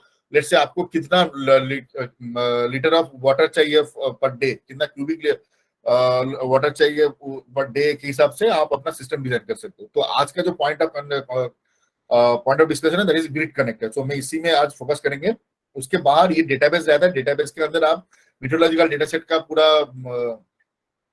मीटरोलॉजिकल डिटेल्स आपको मिल जाएगा, मॉड्यूल्स का डिटेल्स मिल जाएगा, बैटरी, इन्वर्टर, ये सब का पूरा डेटाबेस रहता है. तो इसमें आप डेटाबेस का फायदा ये होता है, आप अलग से इसमें इंपोर्ट कर सकते हो फाइल को. आप डिफरेंट डिफरेंट कंपनीज का डेटा सेट जैसे चेक कर सकते हो. बहुत सारे कंपनीज रहता है इधर, जो लीडिंग कंपनीज है वर्ल्ड का, सबका डेटा रहता है, इंक्लूडिंग इंडिया का भी. बहुत सारी कंपनी, जैसे इंडिया का एक बहुत बड़ी कंपनी है विक्रम सोलर, विक्रम का भी मॉड्यूल्स अवेलेबल है. दूसरा हो गया वाड़ी, वाड़ी का भी मॉड्यूल आपको इधर मिल जाएगा. तो वाड़ी नहीं दिखा रहा. एनीवे, टाटा का मॉड्यूल मिल जाएगा आपको. टाटा का, Tata power solar system. Then मतलब बहुत बहुत डिटेल्स में आपका ये डेटा सेट रहता है. सेम फॉर द इन्वर्टर, आपका एबीबी से लेके सनग्रो इन्वर्टर हो गया, बहुत सारी जो लीडिंग इन्वर्टर्स तो यही है. उसके बाद छोटी कंपनीज भी रहता है इस डेटा सेट के अंदर. I'll directly go to the grid connected system design. अभी मैं इसमें क्लिक करता हूँ ग्रिड कनेक्टेड के ऊपर. Now I click on a new. So I click on a new project. So उसके बाद मैं क्या करूंगा, मेरे को प्रोजेक्ट का एक नाम डिफाइन करना है. तो I can use the name, project name of सेरिटी that I created. So I will use that simply here. I will copy it from here, ABC 1 megawatt GM. HEM stand for the ground mount. मैं इधर paste कर दिया, then I just edit as a project, हो गया। अभी मेरे को project setting में जाना है। तो प्रोजेक्ट सेटिंग बहुत इंटरेस्टिंग पार्ट है, इसमें बहुत सारे फैक्टर्स रहता है, but you don't have to look into everything.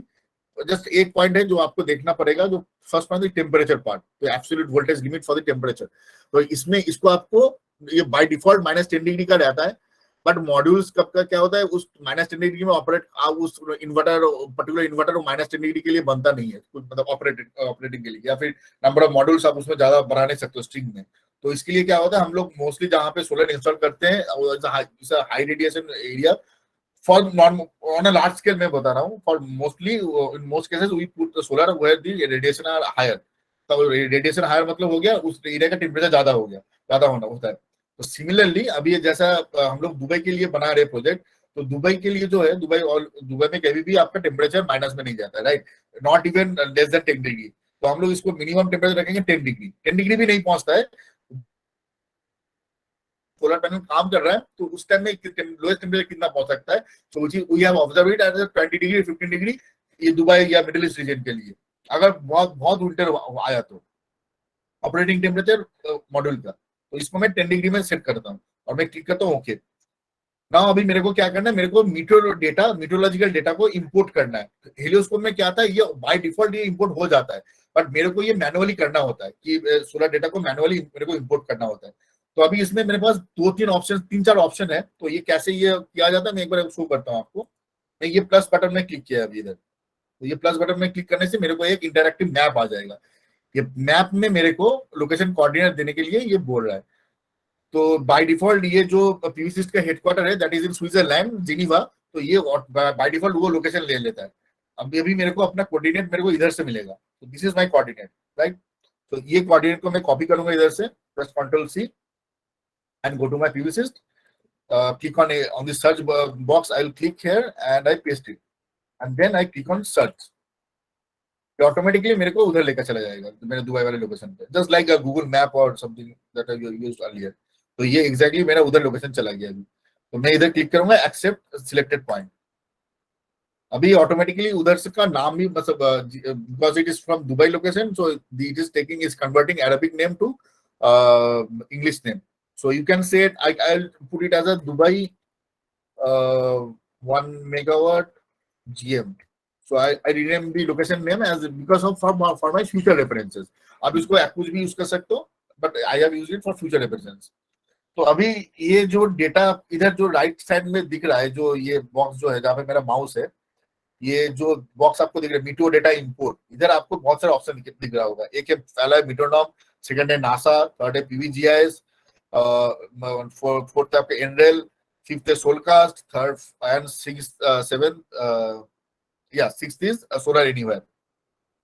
So there are a lot of databases are available, and these databases are for free.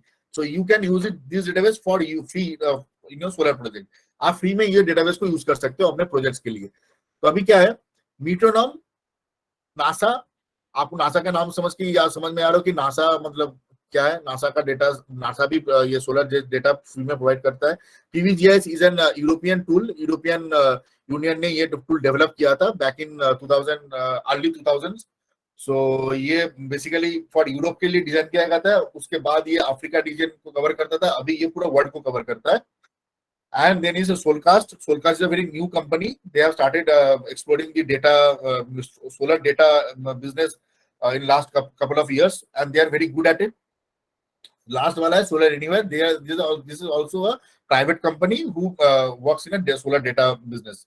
तो अभी ये जो 6 डेटा सेट है उनमें से सबसे reliable and most trusted as a free source, as a जो free source है उसमें सबसे trusted and most available and reluctant data set is the Metronom 8.0. Metronom has been used in the industry for last 90 years. दिनों से use हो रहा है, तो इसका रिलायबिलिटी क्रिएट हो चुका है, and this is also a premium data set, but it is only available as a free because of PVsyst. अगर आप बाहर से इसको Metronom यूज करने जाओगे तो देन यू हैव टू पे for it. Similarly same for the Solcast, same for the Solar Anywhere. तो Metronom data is free for only in PVsyst. तो मैं एक्चुअली Metronom को सिलेक्ट करूंगा क्योंकि इस डेटा का जो एक्यूरेसी है, मतलब एक्यूरेसी क्या है, मतलब मान लो कोलकाता में मेरे को ये बताता है कोलकाता में मेरा सोलर रेडिएशन अभी 12 बजे, कल 12 बजे मेरे को 800 मिलेगा, 800 वाट पर मीटर स्क्वायर मेरे को मिलने वाला है दोपहर 12 बजे। तो ये अगर 800 बोलता है तो 800 होने का चांसेस आर लाइक 90%। तो ये एक्यूरेसी इसका ज्यादा है कंपेयर टू नासा का। देखूंगा तो नासा का डेटा का एक्यूरेसी है 80%। PVsyst also lies between 80 to 90 and the Solcast as well. Solcast का 85 to 80 का एक्यूरेसी है। सोलर एनीवेयर का एक्यूरेसी का एक्चुअली पूरा वर्ल्ड में इसका डेटाबेस बहुत न्यू है, इसका पास बहुत पुराना डेटा नहीं है available. So they have only 10 years of data. So इसके लिए इसका कुछ एरिया में इसका ज्यादा एक्यूरेसी आता है, कुछ एरिया में इसका कम एक्यूरेसी है। Because of all this reason we only go with the Meteonorm data, right? So I click on import button now.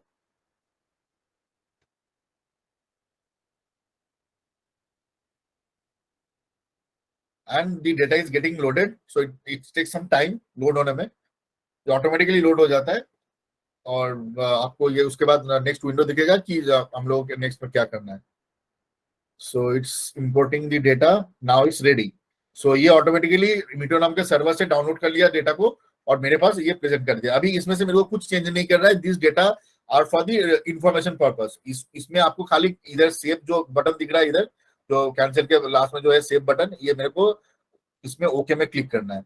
Now it is asking me to change the name. अगर मेरे को नाम change करना है database का तो मैं कर सकता हूं, बट मेरे को नाम चेंज करने का कोई जरूरत नहीं है। So I click on save again. अभी सेव हो गया। अभी ये डेटाबेस मेरा, अभी ये डेटा मेरा डेटाबेस में जो मेरा PVsyst का डेटाबेस है उसमें मेरा ये सेव हो गया। Okay, anybody asking any question now? अभी is there any question? No, normal message from mobile. So again it is asking for me to save because अभी जो पहला वाला डेटा था वो मेरा मंथली डेटा था। अब जो नया डेटा बना है वो that is my synthetic hourly data.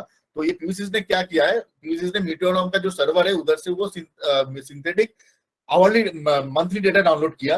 अभी मंथली डेटा, सिंथेटिक डेटा क्या होता है इसके बारे में हम लोग कभी बाद में डिस्कस करेंगे, but for time being it's a chapter, it's a different topic. तो सिंथेटिक डेटा इज दैट आप ईयर ऑफ ऑब्जर्वेशन के बाद, ईयर ऑफ डेटा को सर्वे करने के बाद उसका मीडियन मोड मीडियन लिया जाता है, एरर निकाला जाता है, उसका एक्यूरेसी चेक किया, then we define one certain data set वो ऑन अ मंथली लेवल। तो वो मंथली लेवल का डेटा वो मीटरनम के सर्वर में अवेलेबल है। उसको मेरे लोकेशन के बेसिस में PVsyst ने डाउनलोड कर लिया। उसको डाउनलोड करने के बाद जैसे मैंने इसको सेव किया, वो मंथली डेटा को ये PVsyst उसका अपना इंटरनल एल्गोरिथम चला के उसको डेक कर दिया आवरली डेटा में। अभी it is now asking me to save the hourly video data or not. So obviously I will click on save.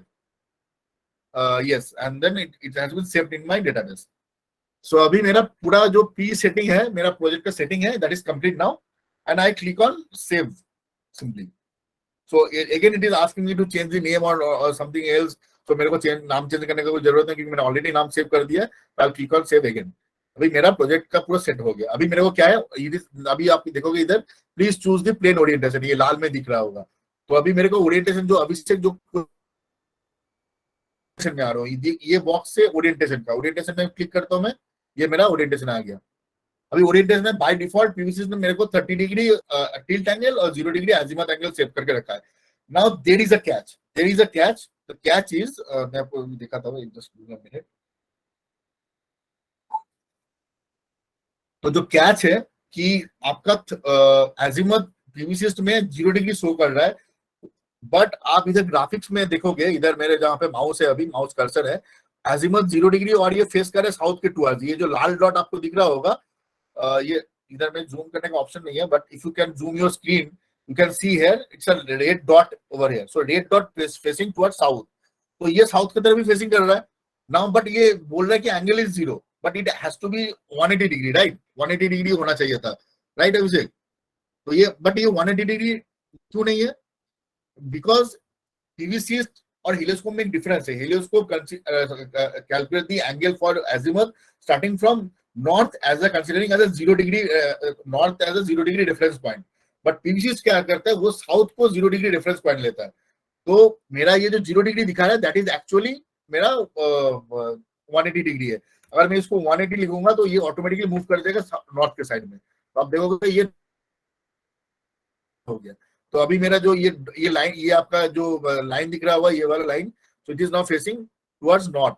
अभी अगेन इसको मैं अगर 0 डिग्री कर देता हूं तो ये मेरा जो लाइन है नीचे के साउथ के साइड में आ गया। ओके, तो अभी इधर बहुत सारे ऑप्शन है, yearly radiation yield, summer winter में, समर विंटर इस सब में नहीं जाऊंगा क्योंकि मैं फिक्स टिल्ट बना रहा हूँ। अगर आपको ओरिएंटेशन चेंज करना है, सॉरी आपको अगर टिल्ट अरेंजमेंट चेंज करना है तो then you can select it from a fix tilt है, सेवरल ओरिएंटेशन है। अगर आपके पास 3-4 अजीमुथ में आप लगा रहे हो या फिर 2-3 टिल्ट एंगल में लगा, अगर आपका मान लो कोई बिल्डिंग है जहाँ पे कोई बिल्डिंग का टिल्ट एंगल 5 डिग्री है, किसी और दूसरे रूफ का 10 डिग्री है, तो उधर आपको सेवरल ओरिएंटेशन आ जाता है, सेवरल अजीमुथ आ जाता है। उसके बाद हो जाएगा आपका ट्रैकिंग दिखा रहा है, ट्रैकर है, सिंगल है, जैसे मैंने बताया single axis tracker, dual axis tracker, ये सब रहता है इधर आपका, 2 axis tracking, single axis tracking. तो मैं सिंपली इधर फिक्स्ड टिल्ट प्लेन सिलेक्ट कर, this is for you easier to understand. So मैं अभी इसको, मेरा अभी मैं इसमें जाऊंगा, मैं बाई बैक टू हेलियोस्कोप में मैं एक बार चेक कर लूंगा, मेरा tilt angle is 180 degree, sorry tilt angle is 20 degree and my azimuth is 180 degree, right. मेरा अजीमुथ 180 डिग्री, तो अजीमुथ 180 डिग्री मतलब मेरा 0 डिग्री है in PVsyst and tilt angle is 20 degree. So मैं इधर से PVsyst में टिल्ट एंगल को बाय डिफॉल्ट 30 डिग्री करता है, तो मैं इसको चेंज करके 20 डिग्री कर दिया। तो मैं अभी इसमें ये ग्राफ में क्या होता है नहीं होता है, will share this detail, there are lot of things to explore in PVsyst। ये एक क्लास में या एक दिन में इसको आप इसको एक्सप्लेन नहीं कर सकते। It took for almost like 6-7 years for me to master the entire PVsyst thing। तो ये एक दिन का बात नहीं है, ये एक दिन में जनरेशन नहीं होता है। एक दिन में अगर आप बोलोगे मेरे को 13 डिग्री में ये एंगल जनरेशन मिल गया, मेरे को 5 डिग्री में ये जनरेशन मिल गया, this is not the correct way. So we have given our 10 years of life, our 10 years of our life into this field। तो ये ऐसी मजाक मजाक में हम लोग नहीं दिए, हम लोगों ने बहुत काम करना पड़ा है, हम लोगों को बहुत कुछ झेलना पड़ा है, and we have gone through a lot of things to learn all those things। ठीक है, तो अभी ओके, तो coming to the PVsyst, sorry मैं थोड़ा बहक गया, इधर उधर हो जाता हूँ, माफ करना, अभी इधर उधर हो जाता हूँ मैं। तो क्लिक ऑन ओके, एंड उसके बाद मैं अभी जा रहा हूँ सिस्टम में। सिस्टम में मेरे अभी system is now the thing that Sharif ji was doing on the Helioscope, जो वो मॉड्यूल सिलेक्ट कर रहे थे, इन्वर्टर सिलेक्ट कर रहे थे, मैं भी इधर वही सेम ही करूंगा। मैं एक बार चेक कर लेता हूँ और सरीफ जी ने क्या सिलेक्ट किया है, क्योंकि मेरे को प्रोजेक्ट को सेम रखना पड़ेगा। तो सरीफ जी ने सिलेक्ट किया है एबीबी का 100 किलोवाट का इन्वर्टर, एंड उन्होंने जिंको सोलर का 540 540 एम 720 72 HL4, मतलब हाफ कट सेल हमने यूज किया 540। तो मैं इधर से सिमिलरली मैं लॉन्गी से मैं चेंज करूंगा इसको, जिंको में जाऊंगा, जिंको सर्च करूंगा इधर से, जिंको मेरे को मिल गया, जिंको का मेरे को 540 लेना है। तो मैं डेटाबेस में आ गया, डेटाबेस से मैं इधर से 540 722 4 मेरे को लेना है। तो एग्जैक्ट मैच मेरे को अभी मेरे PVsyst के डेटाबेस में नहीं मिल रहा है, तो उसी जो आसपास का है मेरा ये HL4 है, तो मैं इसको सिलेक्ट कर लिया। Is also half cut cell. अभी ये सॉरी ये बाइफेसियल हो गया, just give me a minute. 540 V इधर अवेलेबल नहीं है। Anyway, I'm not going to use the bifacial option here। So मेरा अभी मॉड्यूल सिलेक्शन, यार क्या हो रहा है, तो मैं अभी इधर से अभी इन्वर्टर सिलेक्ट करूंगा, मेरा मॉड्यूल सिलेक्शन हो गया, मैं अभी इन्वर्टर सिलेक्ट करूंगा। अभी सरीफ जी ने फीमर यूज किया था, तो आई गो टू फाइमर। फाइमर में जाके मैं इधर से 100 किलोवाट का इन्वर्टर सिलेक्ट कर लेता हूँ, 100 kilowatt PVS 100 TL। I think Sharif ji also have used this same model, yes PVS 100 TL। तो मेरा इधर PV आपको इधर से दिखेगा, ये आप ओपन करके देख सकते हो, PV ये रहा नाम PVS 100 TL, which is matching to with my previous design in Helioscope. इसको मैं कैंसिल कर देता हूँ। अभी मेरे को सिस्टम डिजाइन करना है कि सरीफ जी ने कितना क्या लिया था। तो सरीफ जी ने लिया था ऑलमोस्ट 2000 मॉड्यूल सरीफ जी ने यूज किया है, 2000 मॉड्यूल्स, राइट। तो मेरे को शायद ये मैच नहीं होगा, क्योंकि हेलियोस्कोप यही काम है हेलियोस्कोप से डिजाइन को, एक डिजाइन अभी भी आपका एक सॉफ्टवेयर में नहीं बनता है। There are 4 software we use to define one particular design. अभी हम लोग आपको 2 सॉफ्टवेयर दिखा रहे हैं, there are other 2 software as well, इसके बाद भी हम लोग इसको यूज कर सकते हैं, और बट वो अभी हम लोग शो नहीं कर सकते, already running behind of time. तो मैं इधर से एक बार कैपेसिटी को डिफाइन कर देता हूँ 1080 kilowatt peak as Sarif ji defined, and now it is by default it is taking 2000 modules, 16 modules in each string, and total number of string is 125। तो मेरा अभी ये नंबर ऑफ इनपुट्स ये ले रहा है, तो I will not going as a here, I I will not select MPPTs, I will directly select number of inverters. तो 9 इन्वर्टर्स हो गया मेरा। इन्वर्टर मतलब मेरा 900 किलोवाट इधर दिख रहा है आपको, 900 किलोवाट, और मेरा टोटल नंबर ऑफ मॉड्यूल इधर से 2000 मॉड्यूल दिख रहा होगा। और ये रहा आपका समरी पेज, इधर से आपको समरी में दिख रहा होगा। सो एंड सिस्टम ओवरव्यू में आप क्लिक करोगे तो ये भी आपको एक दिख जाएगा कि 20 डिग्री टिल्ट है, अजीमुथ 0 डिग्री है, नंबर ऑफ मॉड्यूल्स कितना है, हो गया आपका डिटेल्स समरी हो गया। क्लोज करो क्लिक, देन विल इधर से हम लोग सर्वर भी क्रिएट कर सकते हैं, बट सर्वर क्रिएट करना अभी क्योंकि आप लोगों ने अभी ऐसे डिजाइन नहीं किया है तो will not going to show you how to create server. But by clicking on this you can create a server, it will replicate this entire thing. तो अभी जैसे मेरा पहले 2000 मॉड्यूल था, ये 4000 मॉड्यूल हो गया, तो ये replicate the things, but you can also alter the things over here. इसमें आप चेंज कर सकते सर्वर को, but because we are not considering server here, I will directly delete it.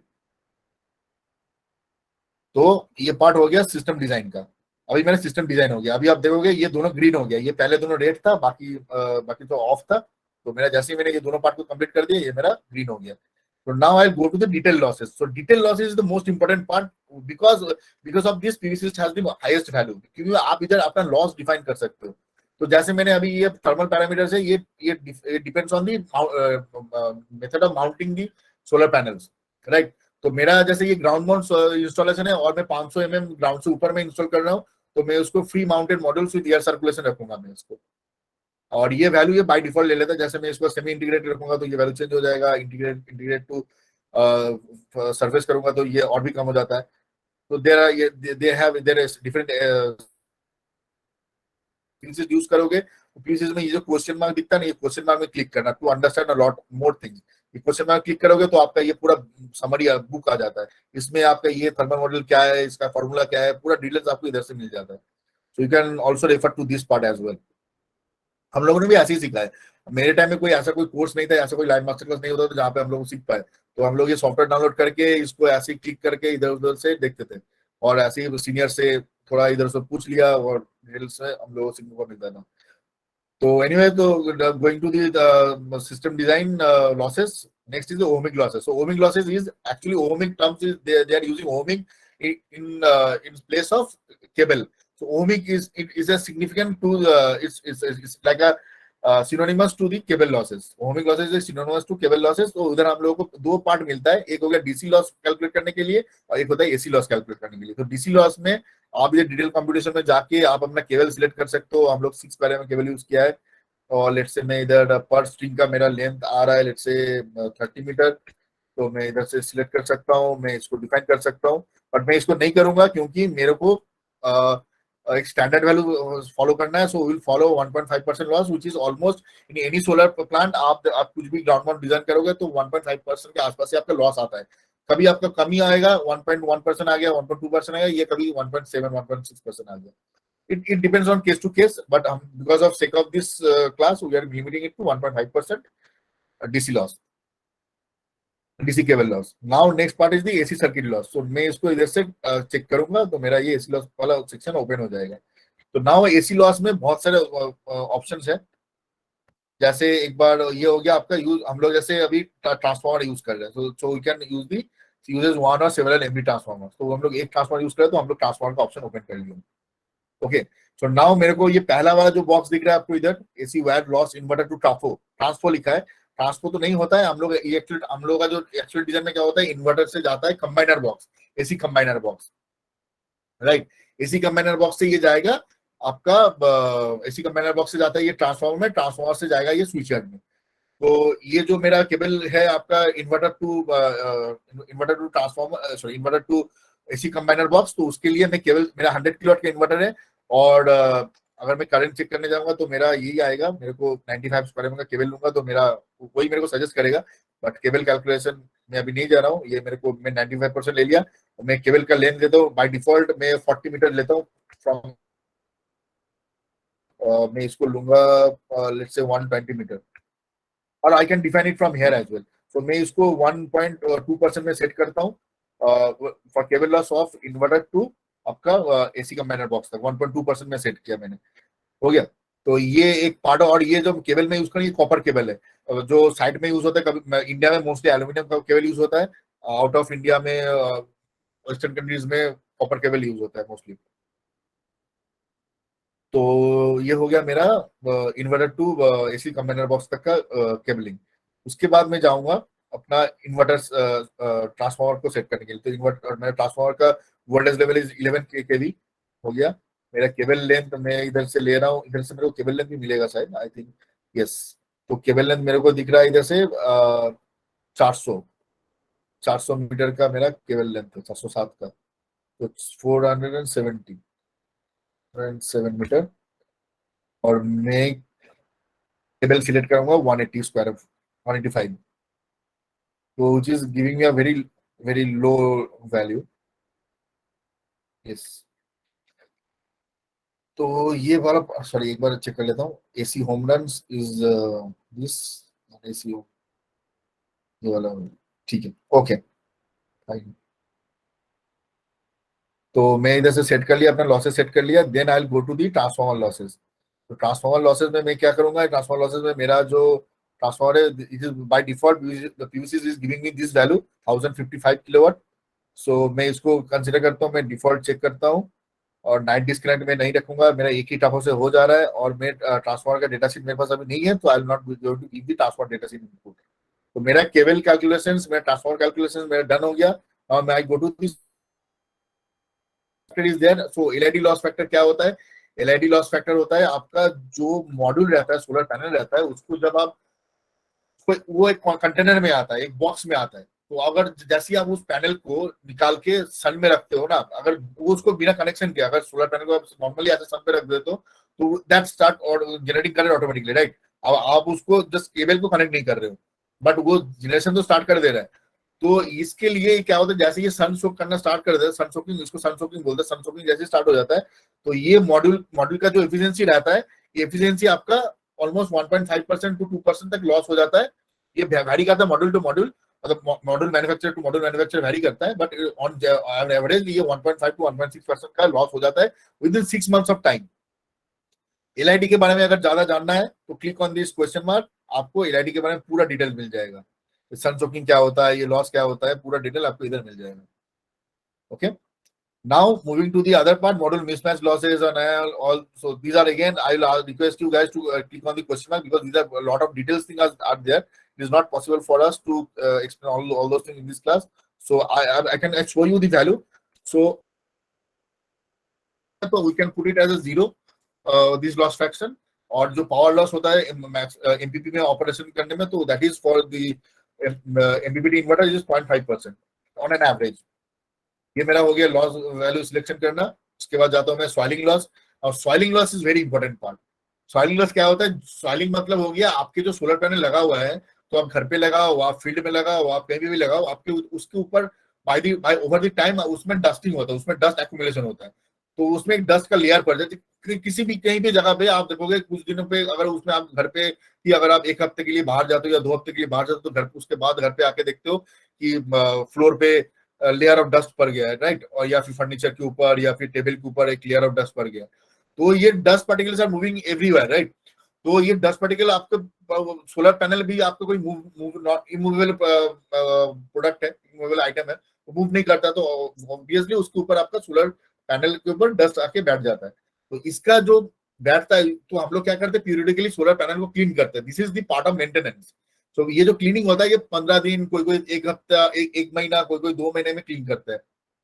तो अगर मैं अपना जो प्लांट बन रहा है, मेरा 1 मेगावाट का जो प्लांट बन रहा है, उसमें अगर मैं हर 15 दिन में क्लीन करता हूँ, तो बाय डिफॉल्ट मतलब ये एक आप पकड़ सकते हो, दुबई जैसे रीजन के लिए ये 3% आएगा loss.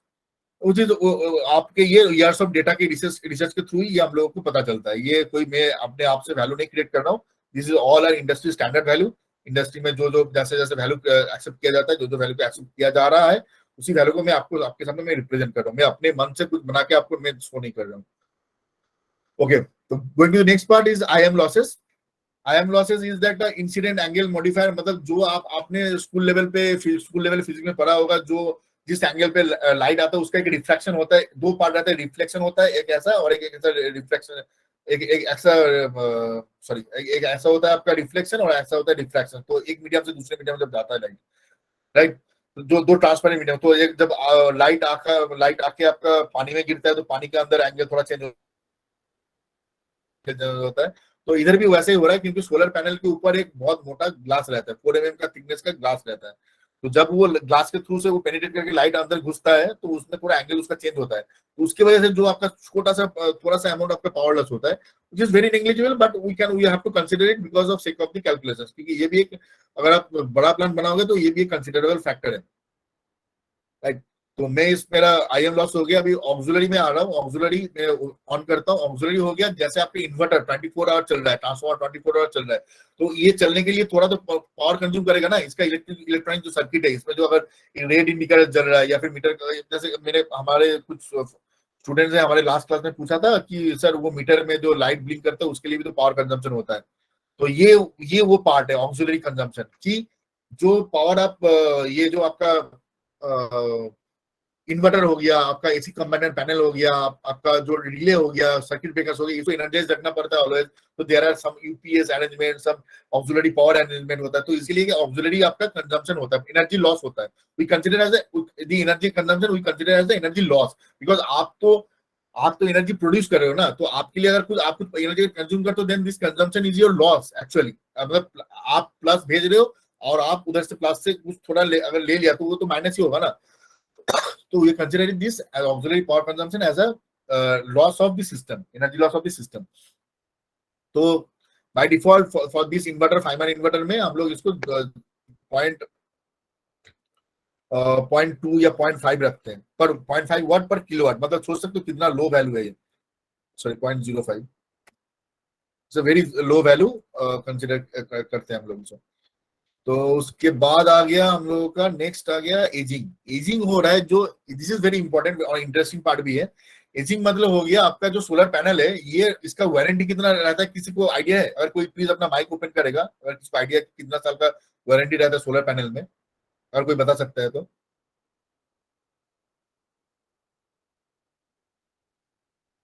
Sir 25 years. Yes exactly.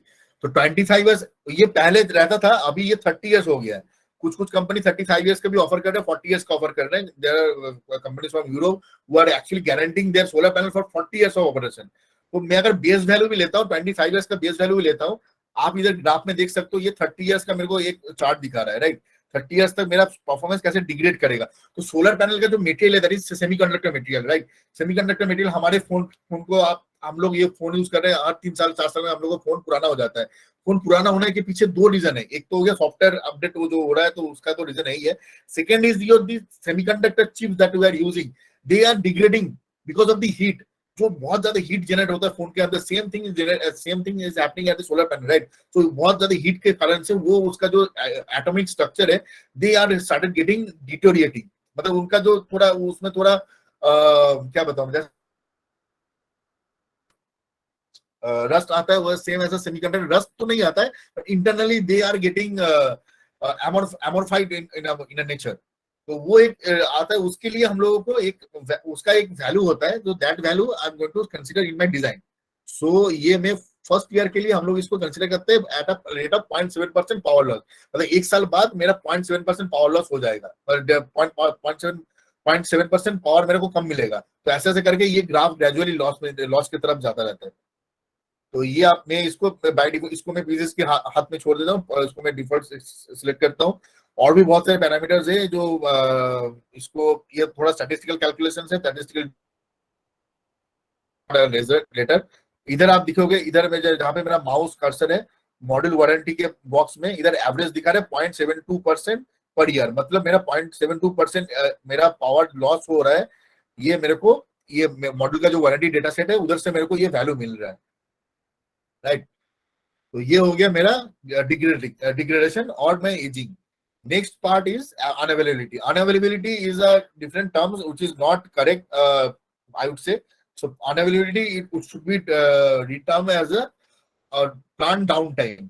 तो जितना घंटा मेरा प्लांट खराब हुआ है, मतलब लेट्स से प्लांट में कुछ फॉल्ट आया है, तो मैं उसके लिए मेरा प्लांट 4 घंटा 5 घंटा, कभी 1 दिन या 2 दिन के लिए इन अ ईयर, 1 साल मतलब 365 डेज के अंदर, 365 days is equivalent to 8760 hours, 8760 घंटा, 8760 आवर्स जो टोटल आवर्स होता है, उसमें से मेरा ऑपरेटिंग आवर्स लेट से 12 घंटा मेरा सन रहता है। तो 12 घंटा मतलब उसको डिवाइड बाय 2 करोगे तो मेरा ऑपरेटिंग आवर्स मिलेगा उसमें से मान लो मेरा 10 घंटा, 15 घंटा, 20 घंटा मेरा प्लांट डाउन है, तो वो मेरा प्लांट डाउन टाइम हो गया, दैट इज माई अनअवेलेबिलिटी। तो उसका भी एक परसेंटेज वैल्यू होता है। तो I will be selecting let's say 1%, मतलब 1% मतलब हो गया 99% of time my plant was up.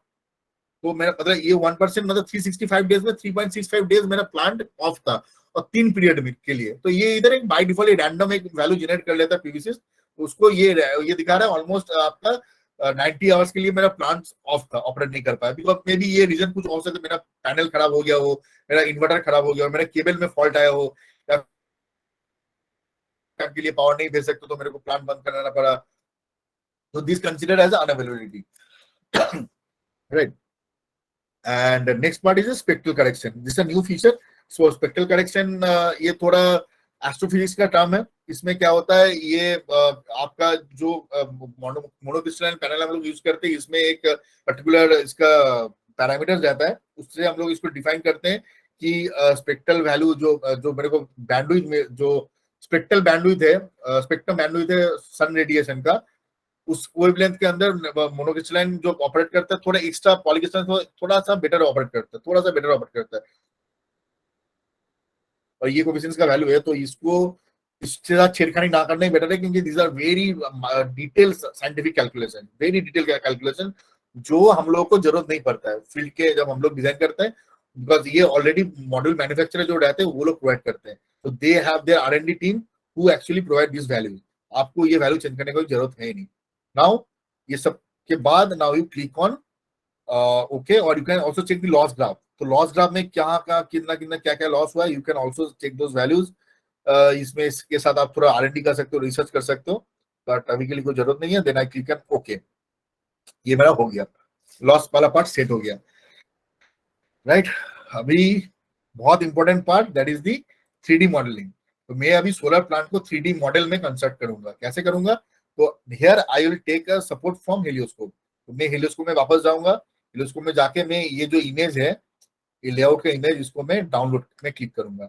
अभी ये मेरा फाइल आ गया, इसको मैं सेव करता हूँ मेरे सिस्टम में, मैं सेव करता हूँ 1 मेगावाट डीएम बोल के मैंने सेव कर दिया। अभी मैं अपना PVsyst में रिटर्न जाऊंगा, PVsyst में जाके मैं इधर फाइल ऑप्शन में क्लिक करूंगा, फाइल से मैं क्लिक करूंगा इंपोर्ट, इंपोर्ट से मैं जाऊंगा import a ground image. Now I go to my desktop, I look for this image, I select this one, और ये मेरा इमेज आ गया।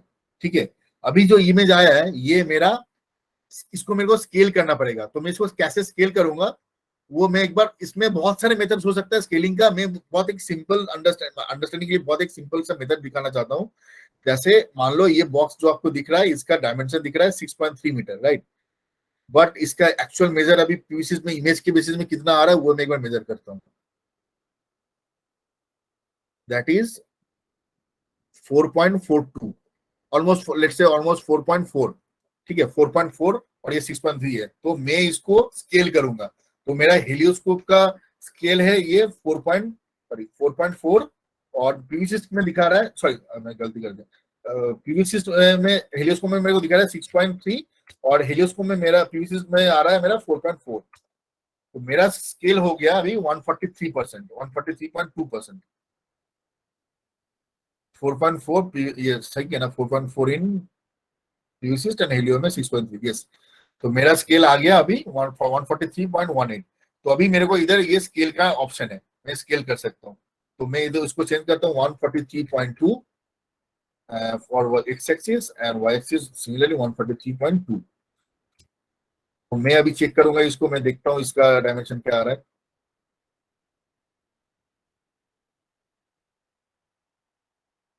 6.3 मेरा आ गया डायमेंशन। तो मेरा अभी ऑन स्केल हो गया। तो मैं अभी इसको अप्लाई करूंगा, मेरा इमेज अभी सेव हो गया। ओके, तो ये मेरा इमेज अभी सेव हो गया। अभी मैं इसको, अभी मैं मॉड्यूल प्लेस करूंगा। तो मॉड्यूल प्लेस करने के लिए मैं अभी देखूंगा कि मेरा एक टेबल का क्या कॉन्फ़िगरेशन है। तो मैं इसमें अभी जाता हूँ, मैं हेलियोस्कोप में डायरेक्ट चला जाता हूँ। हेलियोस्कोप में जाके मैं इसको सिस्टम डिजाइन में ओपन करता हूँ।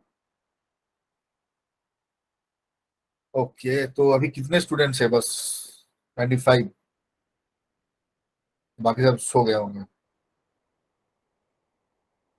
ऑलराइट, सो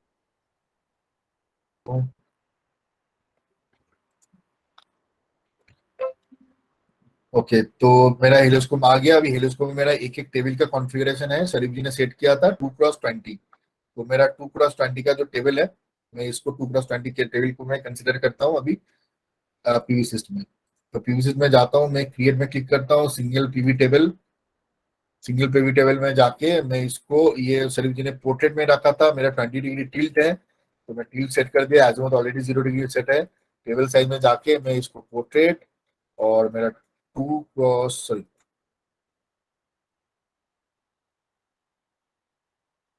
इसको मेरा 20 हो जाएगा, और ये मेरा 2 ऑलरेडी है। तो मेरा टेबल डिफाइंड हो गया, राइट। मेरा पोर्ट्रेट में था 2x20।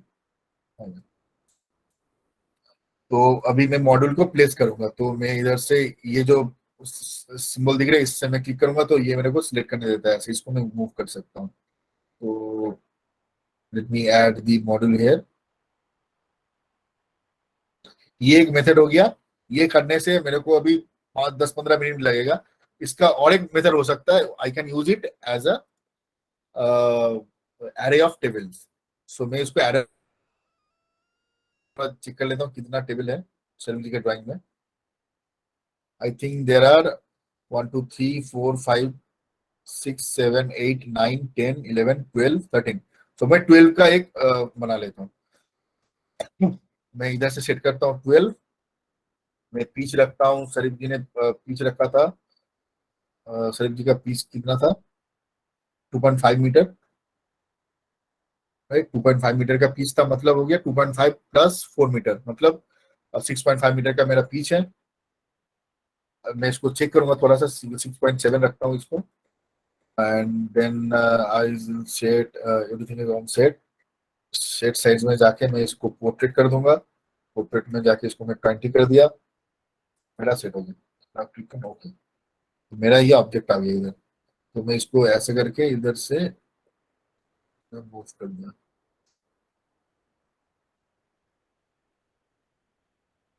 थोड़ा सा ऊपर नीचे है, बट ये मेरे को हेल्प करेगा उसको फॉलो करने के लिए। तो ये this is for the following the design. तो मैं इसको अभी कॉपी करूंगा,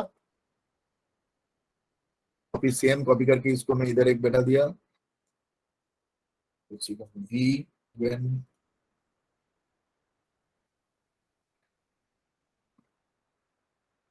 सो देर आर 1 2 3 4।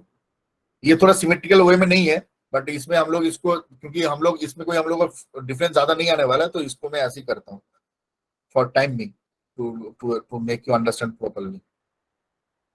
ये हो गया। अभी नीचे का मेरे को 2 रो बाकी है, तो मैं इसको कंट्रोल सी करता हूँ, वी करता हूँ, इसको जाता हूँ इधर, इसको मैं जाके बेसिक पैरामीटर्स में इसको 1 कर देता हूँ, एंड ठीक है, ओके। तो मेरा 2 मॉड्यूल आ गया, सॉरी 2 टेबल, एक टेबल हो गया ये। इधर मैं एक टेबल प्लेस कर देता हूँ, कंट्रोल वी, डाल दिया। मेरा प्लान का कॉन्फ़िगरेशन ऑलमोस्ट रेडी है। अभी मेरे को ये बॉक्स डिजाइन करना है। सो मेरे को 6.3 बाई 4.4 लेता हूँ मैं। इसमें 4.4, 6.3, और हाइट देता हूँ मैं इसको 4 मीटर का। 4 मीटर बहुत ज्यादा है, 3 metre is enough. Okay, now ये थोड़ा उल्टा है, तो इसको मैं 90 डिग्री में मूव कर देता हूँ। इसको मैं 90 डिग्री सेट कर दिया, इसको मैं इधर प्लेस कर दिया। मेरा बिल्डिंग रेडी हो गया। अभी मेरे को ये पेड़ लगाना है, तो you can put the tree as well in using the PVsyst।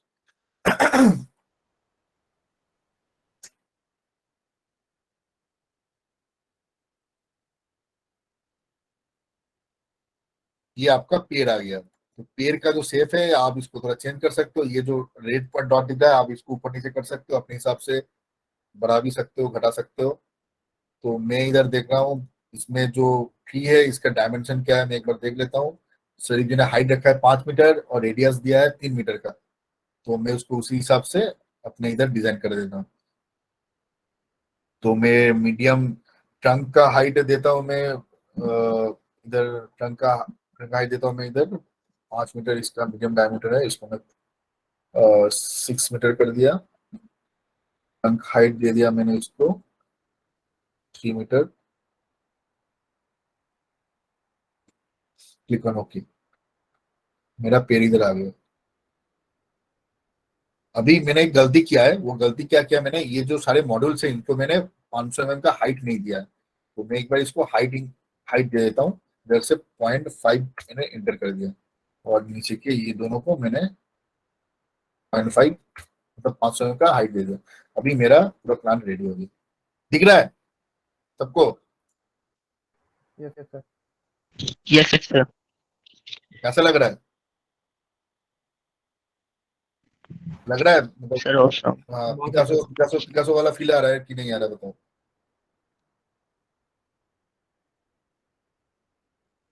तो ये हो गया आपका प्लांट। अभी इसमें एक बहुत इंटरेस्टिंग पार्ट है, जो आप इसमें शेडिंग एनिमेशन क्रिएट कर सकते हो। तो मैं इसमें अभी क्लिक करता हूँ, इसको थोड़ा जूम आउट करता हूँ। आप इसको सन का पोजिशन के बेस में कर सकते। एक तो हो गया, अभी मैं करूंगा इसको रन ऐसे, तो ये मूव नहीं करेगा, सन मूव कर, कैसे मूव हो रहा है वो दिख रहा है ये ग्राफ में। ये देखो, तो 4 बजे के बाद से मेरा बहुत ज्यादा शैडो आने लगा है। सिमिलरली मैं अभी सन को मूव कर, अभी सन के पॉइंट ऑफ व्यू से मैं देखूंगा, तो जैसे जैसे सन जा रहा है वैसे वैसे मैं देख सकता हूँ।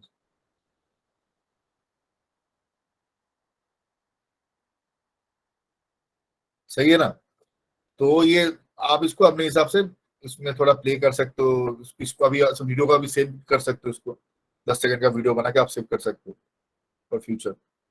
तो ये हो गया मेरा बेसिक सोलर प्लांट का डिजाइन। ठीक है, ओके।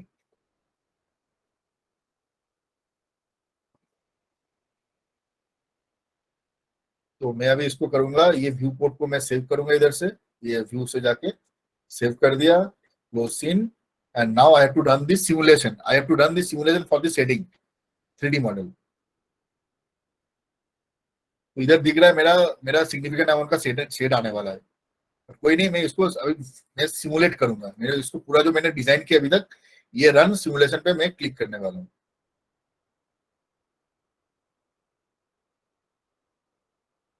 ये आ गया प्लांट का पूरा डिटेल। अभी देखना, ये स्पेसिफिक प्रोडक्शन जो मैं बता रहा था तोनय का क्वेश्चन पे, तो ये है मेरा स्पेसिफिक प्रोडक्शन। ये ऊपर दिख रहा होगा इधर, ये मेन रिजल्ट वाले बॉक्स में। तो इधर पीआर मेरा जो है, performance ratio, that is 78.7%, which is 78.787।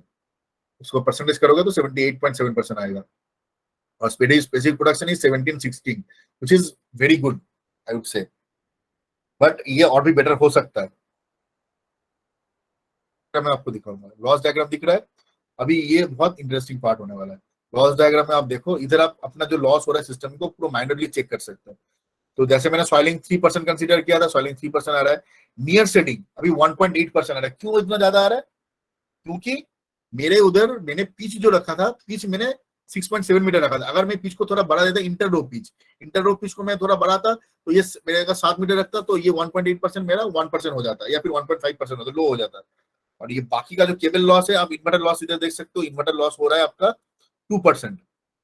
DC cable loss, ohmic wiring loss बोल के ये आता है, डीसी लॉस को ये ओमिक वायरिंग लॉस बोलता है। तो that is coming to be 1.2%। That is energy loss, this is not a power loss, this all are energy losses. और जो डीसी एसी केबल का लॉस है, दैट इज 0.7% ओनली। जो ट्रांसफार्मर का loss है, दैट इज 1%। और आपका system energy loss दे रहा है 1.2%, और आपको इतना एनर्जी आपको मिल रहा है। ठीक है, तो ये करूंगा मैं क्लोज, और ये मेरा आ गया रिपोर्ट। तो मेरा पीडीएफ रिपोर्ट जनरेट हो गया। ये आ गया मेरा रिपोर्ट। रिपोर्ट के बाद ये डिटेल्स है, सिस्टम कॉन्फ़िगरेशन का डिटेल्स है मेरा इधर। आप जो सिस्टम बनाते हो उस सिस्टम का डिटेल्स है, वायरिंग ग्लास कितना दिया था, डिटेल्स, इनपुट्स डिटेल्स आ गया। अभी ये मेरा आ गया 3D मॉडल। 3D मॉडल आ गया, संपत आ गया। तो जैसे दिख रहा है मेरा सेट कितने ज्यादा जा रहा है इस टाइम पे, शाम के टाइम में, और ये सुबह के टाइम में 8 बजे के थोड़ा पहले से बाद से जा रहा है। ये मेरा लॉस डायग्राम हो गया, ये मेरा रिपोर्ट हो गया। अभी मैं और एक बार आपको रन करके दिखाऊंगा, क्योंकि ये मेरा जो लॉस आया ना, ये मेरा जो शेडिंग लॉस आया इधर, दैट इज शेडिंग लॉस है, इसको मैं कैसे घटाता है ये मैं एक बार दिखाऊंगा, क्योंकि this is one of the way that you can play with PVsyst, और आप अपने सिस्टम को ऑप्टिमाइज कर सकते हो। तो मैं एक बार इसको ऑप्टिमाइज करके दिखाता हूँ। इसको मैं सेव करूंगा, save as new, close, near setting में जाऊंगा, कंस्ट्रक्शन अगेन। इसके बाद मैं इसको एक बार टॉप में लेके जाता हूँ, इसमें जाके मैं इसको चेंज कर देता हूँ। इसमें जाके मेरा जो पिच था, इंटर रो पिच, तो पिच एनएस है, ये पिच एनएस वाला पार्ट, इसको मैं 6.7 रखा था, इसको मैं अभी लेट्स से 7.2 कर दिया, क्लोज। बट ये बहुत ज्यादा हुआ है क्योंकि इतना तो था नहीं, तो अगर मैं इसको उतना करता तो क्या होता मेरा। तो शरीफ जी ने जो डिजाइन किया था उसको अगर मैं थोड़ा चेंज करना चाहता हूँ तो मैं इसको ऐसे चेंज कर सकता हूँ, 7.2।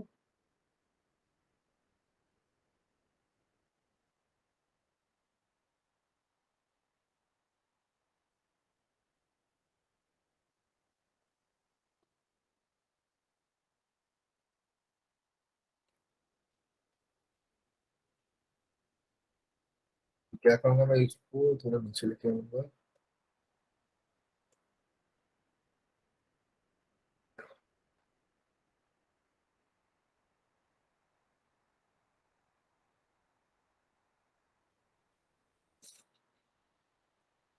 और मैं इसको फिर से सेव करूंगा, टेबल रन करूंगा, then I run the simulation again. अभी देखो, पहले मेरा था 78.7 था, अभी मेरा हो गया 79%। तो मेरा सिस्टम थोड़ा बेटर हुआ है। अभी लॉस डायग्राम में चेक करोगे तो मेरा शेडिंग लॉस कम हो गया, अभी 1.5% हो गया। तो ये है मेथड, आप इसके साथ और भी वे है, आप इसके साथ प्ले कर सकते हो, आप इसके साथ खेलो, जितना इसमें आप प्रैक्टिस करोगे, जितना आप इसको खेलोगे उतना ज्यादा सीखोगे आप इसके साथ। This is the gamifying, this is what we called gamifying the process, gamifying the learning process. इसमें आपको कुछ ना तो बुक पढ़ना है, ना तो कोई थियोरेटिकल क्लास करना है, आपको ये सब खुद से करना पड़ेगा। आप जितना करोगे आप उतना सीखोगे। तो I am done here with PVsyst. Okay. आप ये रिपोर्ट को जो Unless- रिपोर्ट जो जनरेट थोड़ा किया, मैं मैं तब तक, हाँ अमृता, थोड़ा मैं अपना इनपुट दे दूं 2 मिनट। मैं जस्ट रिपोर्ट सेव करना दिखा देता हूँ। ये रिपोर्ट इधर से ये आपको दिखेगा save document as PDF, PDF में क्लिक करो, आप अपने जहाँ पे सेव करना चाहते हैं सेव कर दो। रिपोर्ट आपके पास आ गया, ये बस ओपन हो गया। फाइल कहाँ गया ये ना, ये आपका पीडीएफ ओपन हो गया। ये है total process for my dear students.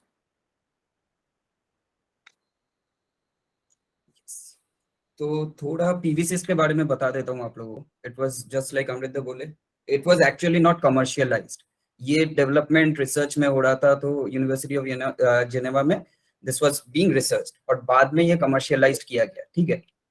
The best, the thing about PVsyst, why I tell, because मैं एवरीडे वर्क करता हूँ डिजाइन इंजीनियर्स के साथ, solar power plants and everything.